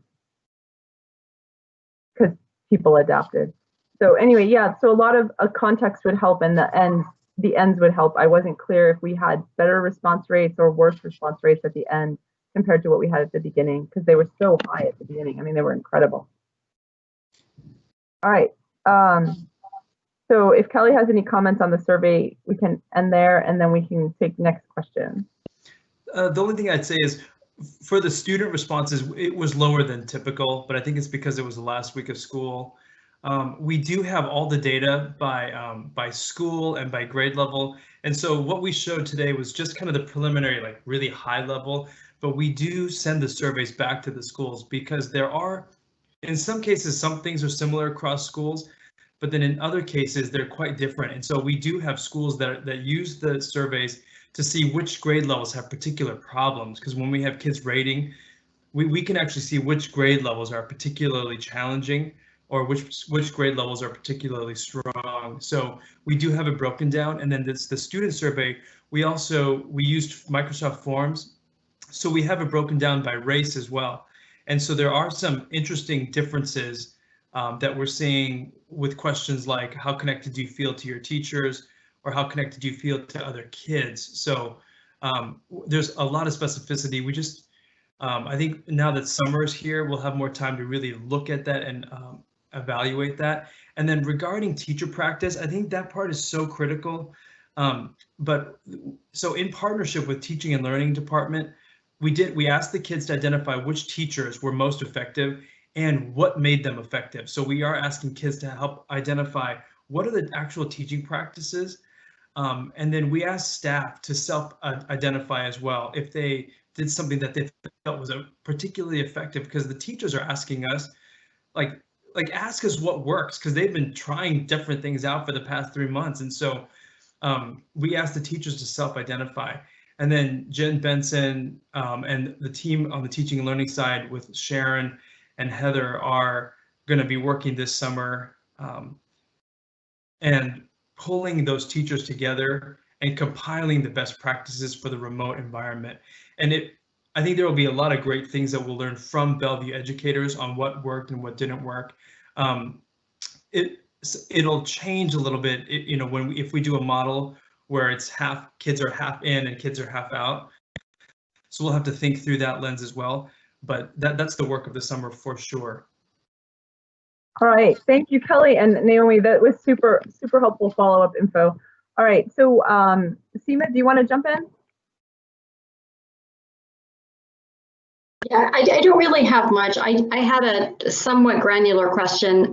Maybe it's more of a suggestion, but because I know you're still iterating on what you think is going to work. But the only thing I was thinking when you were talking with Francine about whether you'd have a different teacher being the one to project to the kids who are home versus having that navigated by the teacher in the class is, I wondered how it would actually work if it's the teacher in the class trying to project the classroom experience to the student at home.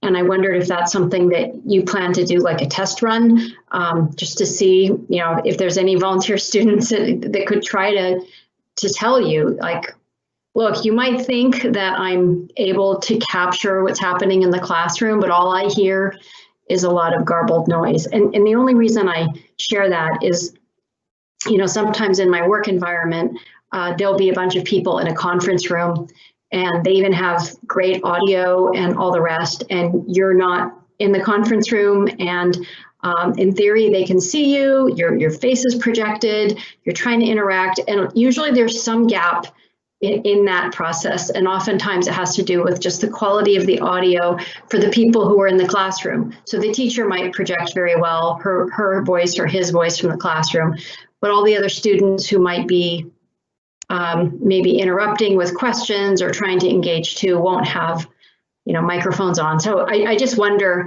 how fluid that sort of experience will be. And I just sort of put out there, maybe if you explore that more deeply, consider some test runs with volunteers. Yes, we're talking about practicing with summer school. Just doing some test runs with summer schools, but like these ideas are just hot off the press, and they'll take a lot of, I think, refinement. But yes, we did talk about practicing with some students at summer school, because for the very reason you talked about, you know, that we don't want to get school started and have our kids say, this is garbage, it's not working for us. That's really all that came to mind. This is great. Great thinking and development of options. Thank you. Thanks, Seema. Thank you, Eva. Erica, do you want to jump in? Sure. I'll just echo what Seema said, you know, as far as having the same teacher who's in the classroom managing 16 students in a classroom, also trying to manage 16 students on the computer. I saw my own daughter's teacher frequently having to, you know, this kid is being very disruptive, and now she has to deal with that for basically half the time. I just don't think that that's going to be particularly effective. But most of my concerns were similar to what Christine had said, which is, you know, how does this equate to best practices as far as like group work?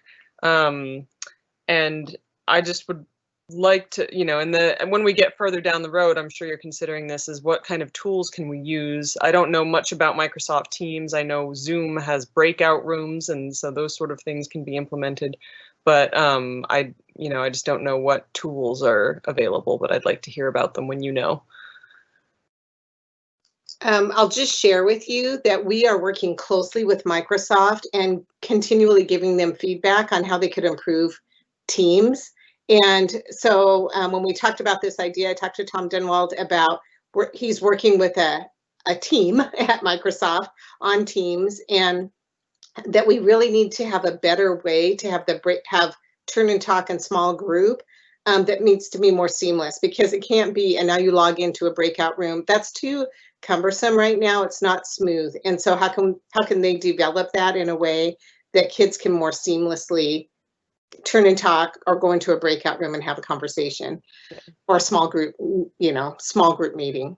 But yeah, those are definitely things that Teams does not, it's a little clunky right now.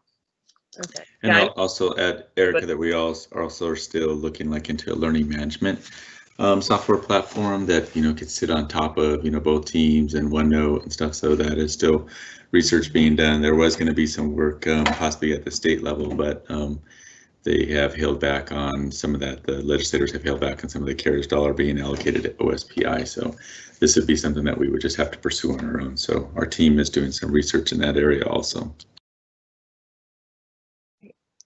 Thanks, everyone. Erica, keep going. Yeah, just the one other thing, I do not have any kind of concept of how feasible this is, but I know that Eastside Pathways has a focus group focused on remote learning, and they also partner with Lake Washington School District. So I don't know how, with unions or whatever, how feasible it is to kind of team up with the local districts and in sort of setting up remote learning that way that works with everybody, but it's something I was just thinking about. Yeah, I'll just say, Erica, I have, you know, we do a weekly call with the superintendents from around the area, including Lake Washington, North Shore, Shoreline, Issaquah, Riverview, and Snohomish. So we have had some conversations about that, but again, I think everybody's in a little bit of a different place right now. I'd be curious to find out what they learned from some of that, so I'll have to follow up on that part. Thanks. That's all I have. Thanks, Erica and Ivan. Carolyn, do you want to jump in? Yeah, yes. So as regards the survey, the thing that struck me was that the list of concerns that came out of that from the families has huge overlap with what I had been hearing from PTA leadership representing the families at their schools. So that makes me think that those are just kind of confirms the results in my mind, that you're getting to some of the things that are really concerns. Okay. And then I was just having a sort of wondering about support for the families is in there. I'm trying to go back to it, but it's like families and students feeling they need some way to understand how they're going to organize this communication, assignments, calendar, all these things in their lives. And I'm wondering, it's good to hear what Dr. Duran was just saying about maybe a technological solution to that. But I was wondering also, could we do some kind of a district, I don't know, once a week support group for families? Like where you could, it's just an idea, nobody has to do this, but it's an idea where you could, sort of log in like we are now, and people, maybe there'd be like a little bit of tips and tricks, and then families could somehow exchange like some of the best things they came up with or something. I'm just so that we could crowdsource like what works for different families and share it out to other people as needed. And I think that sort of thing would maybe just be aimed at, people who are fairly already tech savvy, but just don't see how they're going to make this work in their lives. And then obviously there'd be more intensive support needed for families that, need help figuring out how to, work a hotspot or the software itself or something. I was just wondering, that's just it kind of reminds me of how at the Apple store, they have little sessions. If you bought like an Apple Watch or something and you want to come in, they hold these little tutorials or something, but they're in person with people that you can sign up for to take this little class on like how to navigate your new watch or your whatever. So I think maybe is that what you're thinking of, Carolyn? I don't know, if it would suck up too much bandwidth that staff doesn't have. But I'm trying to think, is there a way it could be done, mostly crowdsourced so people could help each other? Because they're doing that out there like on Facebook forums, but that's really hit or miss, depending on who you know. Okay. Just an idea. Good idea.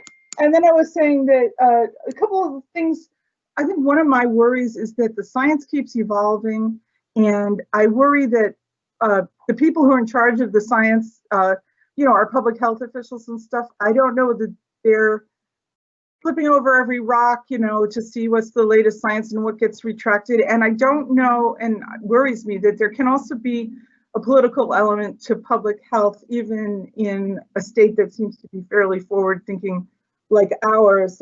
So I keep coming across these things, and I guess I should find citations because I had citations.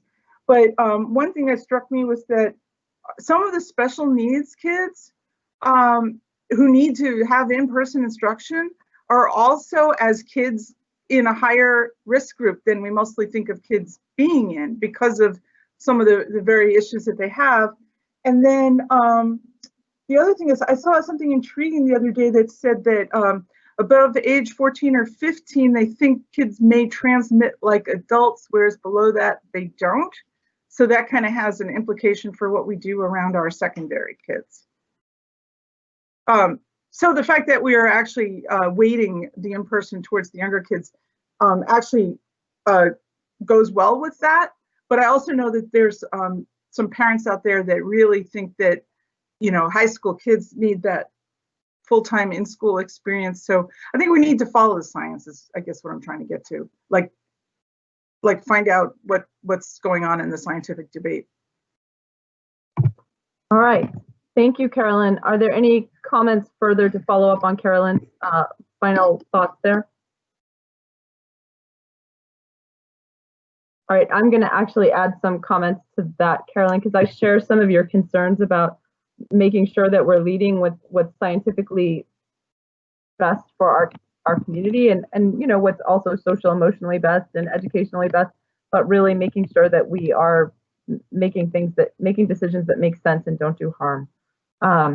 And one of the things that Seema and I are doing is we are collaborating with a very small group of local districts, Issaquah, Mercer Island, Lake Washington, North Shore, and us, where the school board members are just getting together and sharing some of the concerns that are coming up and trying to figure out what level of advocacy that we can pursue with pressing on the county and state health departments, OSPI, whomever it is, but using more of our collective voice, because the 10 of our districts represent 10% of the students in the state, and also something like we touch something like a quarter of the legislators.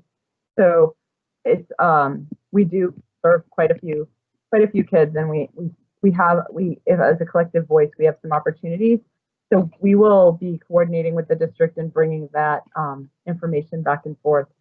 So if there's something that we can press on with the science, with best practices, with whatever. And one of the places I think we might be pressing also is that space that keeps coming up, which is the seat hours as a way of trying to determine if kids are getting the right hours. Because if we have remote learning going full time, we already know that remote learning full time 7 days a week online for the same number of hours you're in school doesn't work for kids. And so we have to make sure our funding is protected with that. And right now that's been talked about, but not really put in writing. And it's also a place where we have an opportunity to redefine what it means to make sure that we serve kids with adequate time and how we allocate that time. So maybe it's not all the same way we've done to date in a classroom setting, that there's mixed ways of using that time for kids to learn and process and get questions answered and work as groups and have teacher planning, because right now our teachers are on the go teaching most of the time. So lots of places for opportunities there that we can intervene. And then the other thing I'd follow up with on Carolyn's comments that I'd like to just put in the mix is I'd like to suggest that I haven't heard yet, but I think we'll hear later more about our partners, our community-based partners' role in supporting some of this, and also the role of our classified staff in supporting this work. The classified staff was absolutely instrumental in us being able to reach out to kids and doing some, in some ways, accountability partners, making sure kids and social support partners saying, hey, we remember you. How are you doing? Are you coming to class? What do you need to get there? Or how do we help with elementary kids? When I observed classes, it was like half the elementary kids had a parent hanging with them during the lessons. Can our community partners play that role in some cases in a virtual way? Are there ways? And also, what's kind of our child care story that's the right balance of child care with use of our buildings to maximize the number of kids we can get in? And how are we thinking about providing child care for teachers when they're trying to do remote stuff or anything? Is there any additional work there? So those are some of the things that I think fit with Carolyn's idea of how do we support partners and parents and families, and then how do we use our classified staff and our community partners in this whole equation. So any comments on that would be welcome.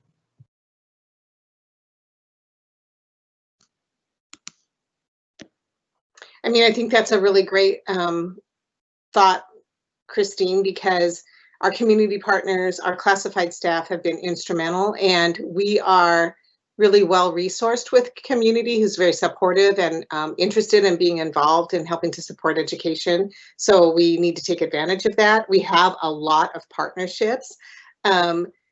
Judy Buckmaster has done a phenomenal job of maintaining those relationships with our community partners, and they are very supportive of our school district, I think, and interested in working with us. And so that's a key stakeholder for us to continue to work with our implementation teams. So, you know, because they can likely come up with ideas that we haven't even thought of how they could support us and support kids.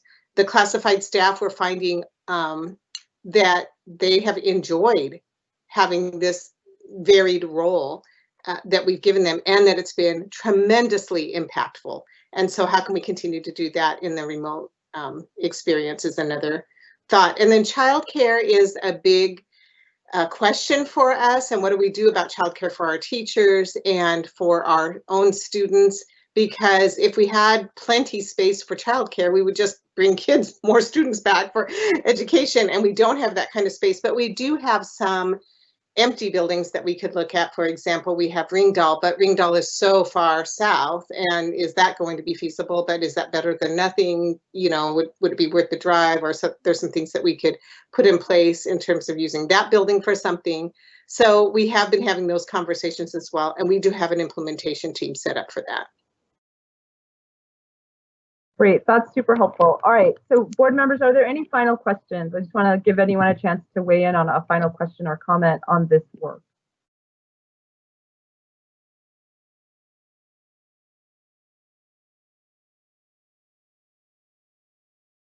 All right, then I think we are going to wrap up and go to comments. But before we do, thank you again. Like, I'm feeling exhausted from this board meeting, just from the density of work that was put into preparing for it alone, from all the staff and all the different pieces that we're putting together, but also the work behind them, not just the work for the presentations, but the work that the presentations reflect and represent. Thank you. Thank you so much to staff. This has been an exhausting year, and you deserve so much praise and credit and appreciation. I haven't run into a staff member yet who hasn't just gone up and over and above and put in the time and the effort to take care of our kids and what we needed in this time. And I just greatly appreciate it. So many, many thanks all around to everyone from the superintendent and throughout the entire organization. All right, so that takes us then, we have just a note. We have a couple of reports that we've gotten in writing, and hopefully board members got a chance to look at those. And we will, you know, you can send questions if you have them. And if there are too many questions that come in to be dealt with, like, you know, it's just a quick answer for somebody, and it looks like it needs some discussion at a board meeting, then we'll bring it back in July. But most of that was covered. And then finally, that takes us to comments and updates, I think. Yeah, that's right. So admin update. Oh, Jen, can you remind me?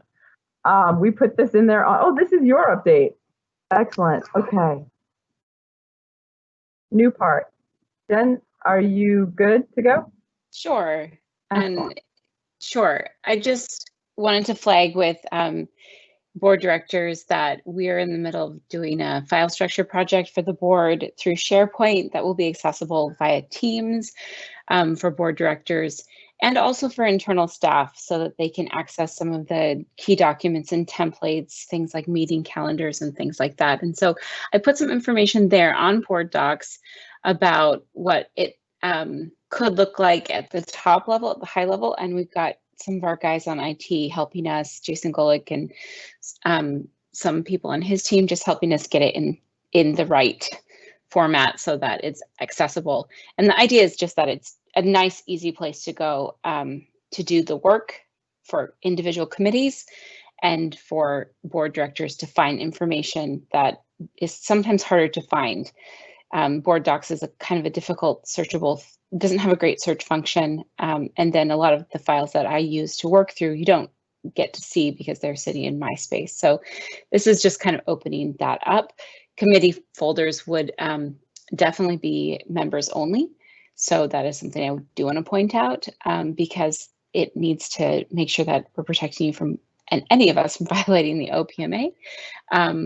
But yeah, I hope that that sounds exciting to you. If you have any questions, feel free to send me any notes or any desires for what that might look like. Please send me some feedback.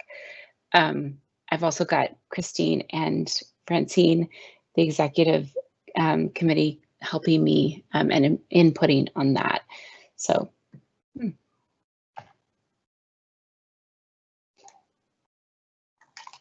And I've lost my sound. Oh no, you're just on mute, Christine. Yes, that is my habit. All right, thank you, Jen, for that. So I think that will be a really great improvement for us to access documents, because the email sharing that goes on is very, very hard for each of us to manage, and having consistent access to things and predictable and organized will be really nice. So thank you very much to Jen and the IT team for putting the work into that. Okay, that takes us to the superintendent update. Yeah, I put mine in there as written, sort of if that helps or not, but I can pull those up really quick. One, just that, we're still inviting people, listen on the fall planning, so the next one's going to be Wednesday, July 1st from 2 to 4. That'll be, again, an opportunity for community members to watch a live event in Microsoft Teams. We did receive quite a few emails from people that were not on the steering committee that were just appreciative to hear the transparency in the process we created and just to hear what we were doing, and some compliments for some of the work that we're doing at that point. I also on Friday had a meeting with the group Eastside for Black Lives Matter.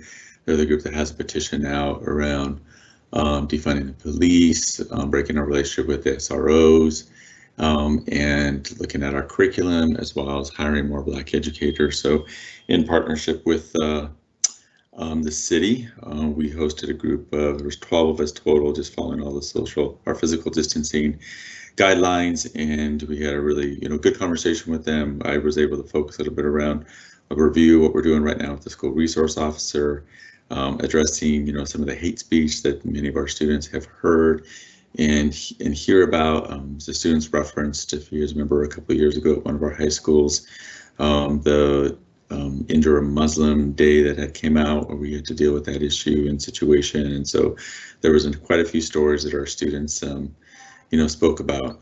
I was able also to talk a little bit about the work that we've done in hiring, and we have seen some really positive gains, especially in areas of hiring both Black educators and leaders. So there's going to be some follow-up that we have in place with the group to share more information around our curriculum work in the areas that we have there. And it was overall a good meeting, a good opportunity for us to hear from a group and to help them understand more around what we have been doing in these spaces and what we are still committed to do in these spaces. And then by the week of July 6th, I do plan on sharing a little bit more around what I am doing and learning from the school resource officers. I have a meeting with them on Thursday just to talk with the SROs and share with them some of the things we're hearing. There's still some organization trying to get some more student voice in, so we're working on that. And then we're doing an analysis right now around just some of the logs and information that we have about the SROs now. And then finally, we're just be more equitable. We now have a place on our website that has more information around our commitment to racial equity and the work that we're doing. That is not anything new. It's something we've been doing for a while here within our district. It's work that we're still committed to do. And the last thing I'll share, Jenna, can I share my screen?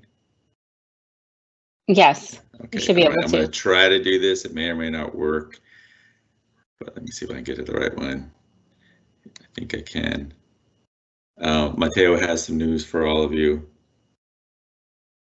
if you can see that. But Kelly and I are expecting a second baby in October, so just want to let you all know that. So we are very, very thrilled about that opportunity. And Mateo is, just a great joy. He's 17 months today and has basically eliminated crawling from his regime now, and he is walking everywhere. So we feel very blessed, but I just want to let you guys all know that. So thank you. That's all I have, Christine. That's all, huh? Nothing big. All right. Nothing big. Congratulations.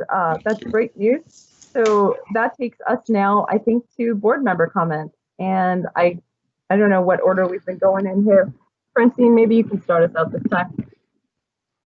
Sure. So I might have, I sent in a few comments.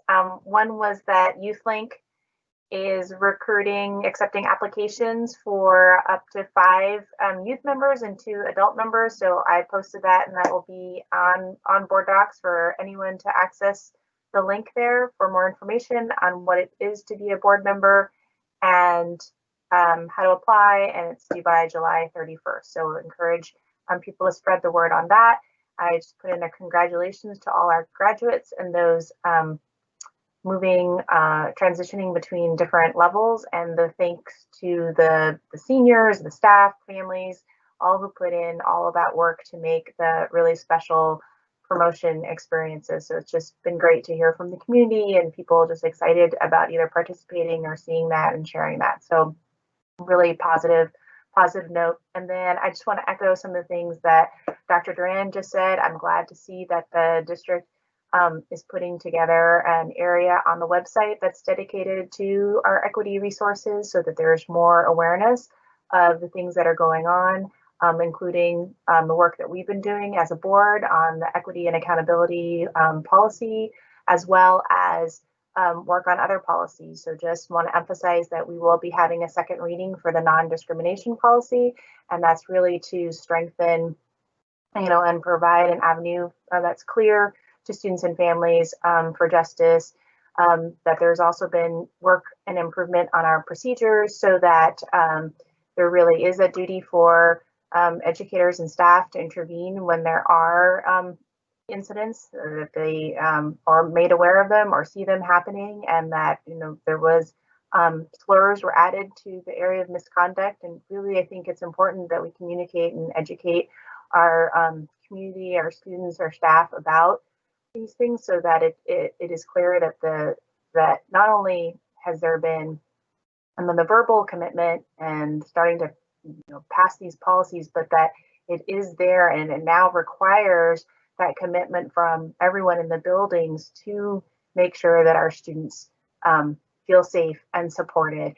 There are now avenues that are there. They've been created, and it's up to all of us to take those steps to make sure that our students do feel that they have the support that they need. The other areas, I've just been really immersing in the information that our community's been sending via emails, and so really appreciate people taking the time to write on a lot of these important issues that are coming up and on people's minds. And just want to emphasize that I know we as board members, we receive this information, we really are listening, reading, taking it into account, doing further education, reflection, and bringing that into the work that we do. So thanks. Okay, in the interest of time, we're going to try to go through these kind of quick. So if some of this stuff is listed, maybe we can say less and just highlight the things that are not listed. Erica, do you want to jump in? Sure. I have a written update about East Side Pathways that's in there. Actually, Erica, hang on. Let me pause because I think we've got the wrong screen up. Okay, great. We've got the right screen up. Thanks. Great. I have a written update for East Side Pathways that's in there. They're continuing to do their Zoom calls, and it's been focused on race and racial equity in the last couple of meetings.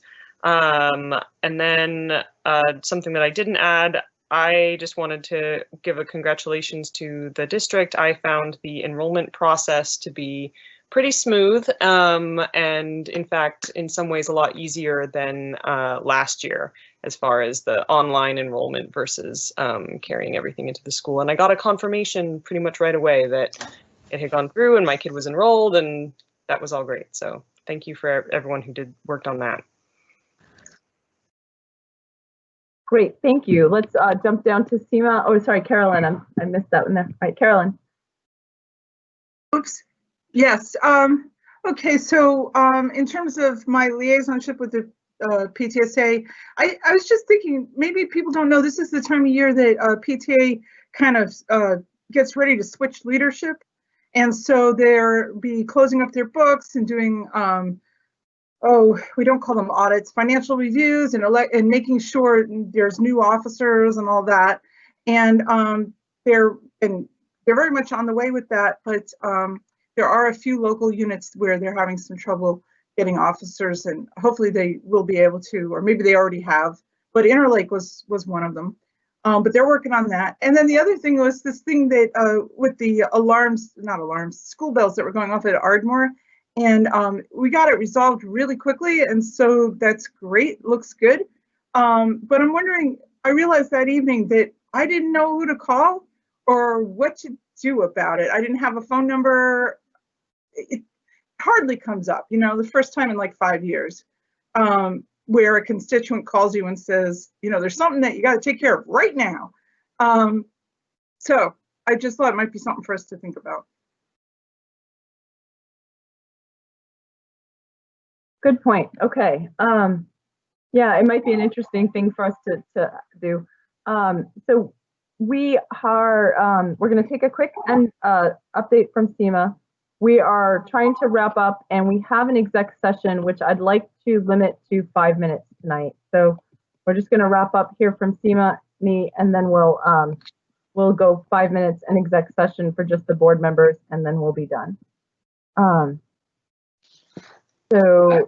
SEMA, do you want to jump in real quick? And then Yeah, we'll I mean, you can read the update. I think the only thing that's maybe not be clear is, as to Jubilee Reach, the broad message is you can see how they're responding to needs in our community for financial support, including what we call food insecurity. So if you're wondering how can I help, or if somebody asks you how can I be helpful to our community, you could say with money, you could, help Jubilee Reach with a donation. You could also tell them that they literally just need people also to be shoppers, to go into stores and to purchase groceries and to bring them to Jubilee Reach, because they're supporting families of four, with essentially groceries at $300 per family each week. Twice per week, they're giving 650 families, extensive groceries and as much help as they can. They did want to say that they gave a shout out to Judy Buckmaster, who they called amazing and would be missed. And they said actually she has a lot of details about that program. So Dr. Duran, if you did not debrief Judy before she left, it might be a good idea to do so on that. And other than that, on the Schools Foundation, you heard from Maria Elena, and the main thing to know is I think they pivoted really well in light of everything that was a challenge for COVID, and they were able to raise a lot of money, exceeding their expectations for Spring for Schools, doing it virtually, and they might try to do more of that as they try to make up the needs that they know are going to be increasing for our community. So that's it. All right, thank you very much. All right, then I will add a couple of quick things. One thing that I just want to call out is there is a group of ITCLs and teachers who are working on really looking at grading, and they invited me to come to a meeting and learn about what they were doing. So I did that, and it is a very exciting work looking at ensuring that grading is not only equitable but consistent and is reflecting the right things about kids learning and is predictable and so forth. And they have a book study that they're looking to put together this summer, and I also made sure that they were already connected to the district with their annual planning process and so forth. But this group has a lot of energy and is really excited about looking at grading. And I know that the board has brought this up multiple times. And the group wanted me to extend to the board the invitation that if anyone wanted to participate in their book study, we would just have to coordinate among ourselves. It's a virtual thing to make sure that not more than 2 of us were attending the same session at a time. If folks were interested. So maybe if you let Jen know, we can do a little coordinating there when you hear more about that. So it's really exciting, and Eva, Sharon, and those guys are already connected to it as well. But I was really struck by the initiative that these folks took and their thoughtfulness behind it. So it's pretty exciting. Do we know the name of the book? Ivan, do you know it off the top of your head? I have to look it up. I can, but yeah, Grading for Equity. There you go. I'll send the info to you all so you have it. Yeah, there you go. Another thing to know, just a reminder, we're settling on some board development trainings. They will be on Thursday, the Thursday after the July board meeting, which is the 3rd Tuesday in July. It's the 23rd. All right, and then we'll have the Monday, and just a reminder to everyone, our 2 August board meetings, the 1st and 3rd Wednesdays of August. Wednesdays, just for August, just for now. We'll think about this better longer term, but that's where we're at right now. And we have a Monday workshop the 3rd week of August. The 17th. Yep, there you go. So that's what we've got. There are all sorts of other little things, but I didn't do a typed update, and I'm not going to take our time now. so that's all I have for the meeting, unless anyone has anything else. We need to go into exec session. It's just the 5 board members, and I can read this thing and just clean it up. Sorry, trying to move back and forth between screens. Can somebody put on screen the meeting stuff? Or I can find it here. All right, so we're going to go into an executive session. There it is. The purpose to evaluate the qualifications of an applicant for public employment or review the performance of a staff member. However, discussion of salaries, wages, and other conditions of employment to be generally applied within the district will occur at a meeting open to the public, and when the board elects to take the final action of hiring, setting the salary of an individual staff member or class of staff members, or discharging or disciplining an employee, that action will be taken in a meeting open to the public. That's the purpose. It's 5 minutes long. We're going to leave this meeting, and I'll let Jen know when we're going to adjourn.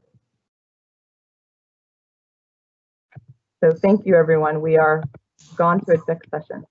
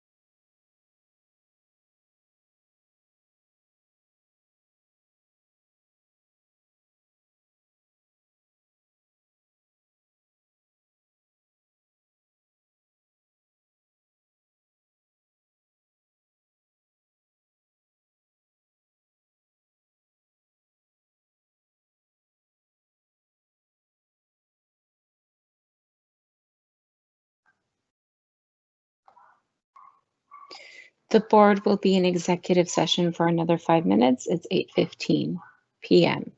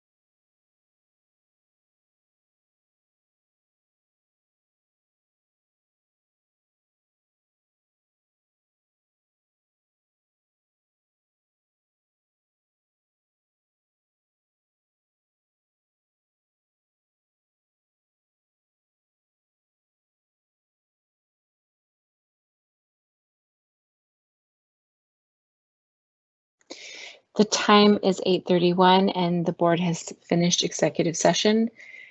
The meeting is now adjourned.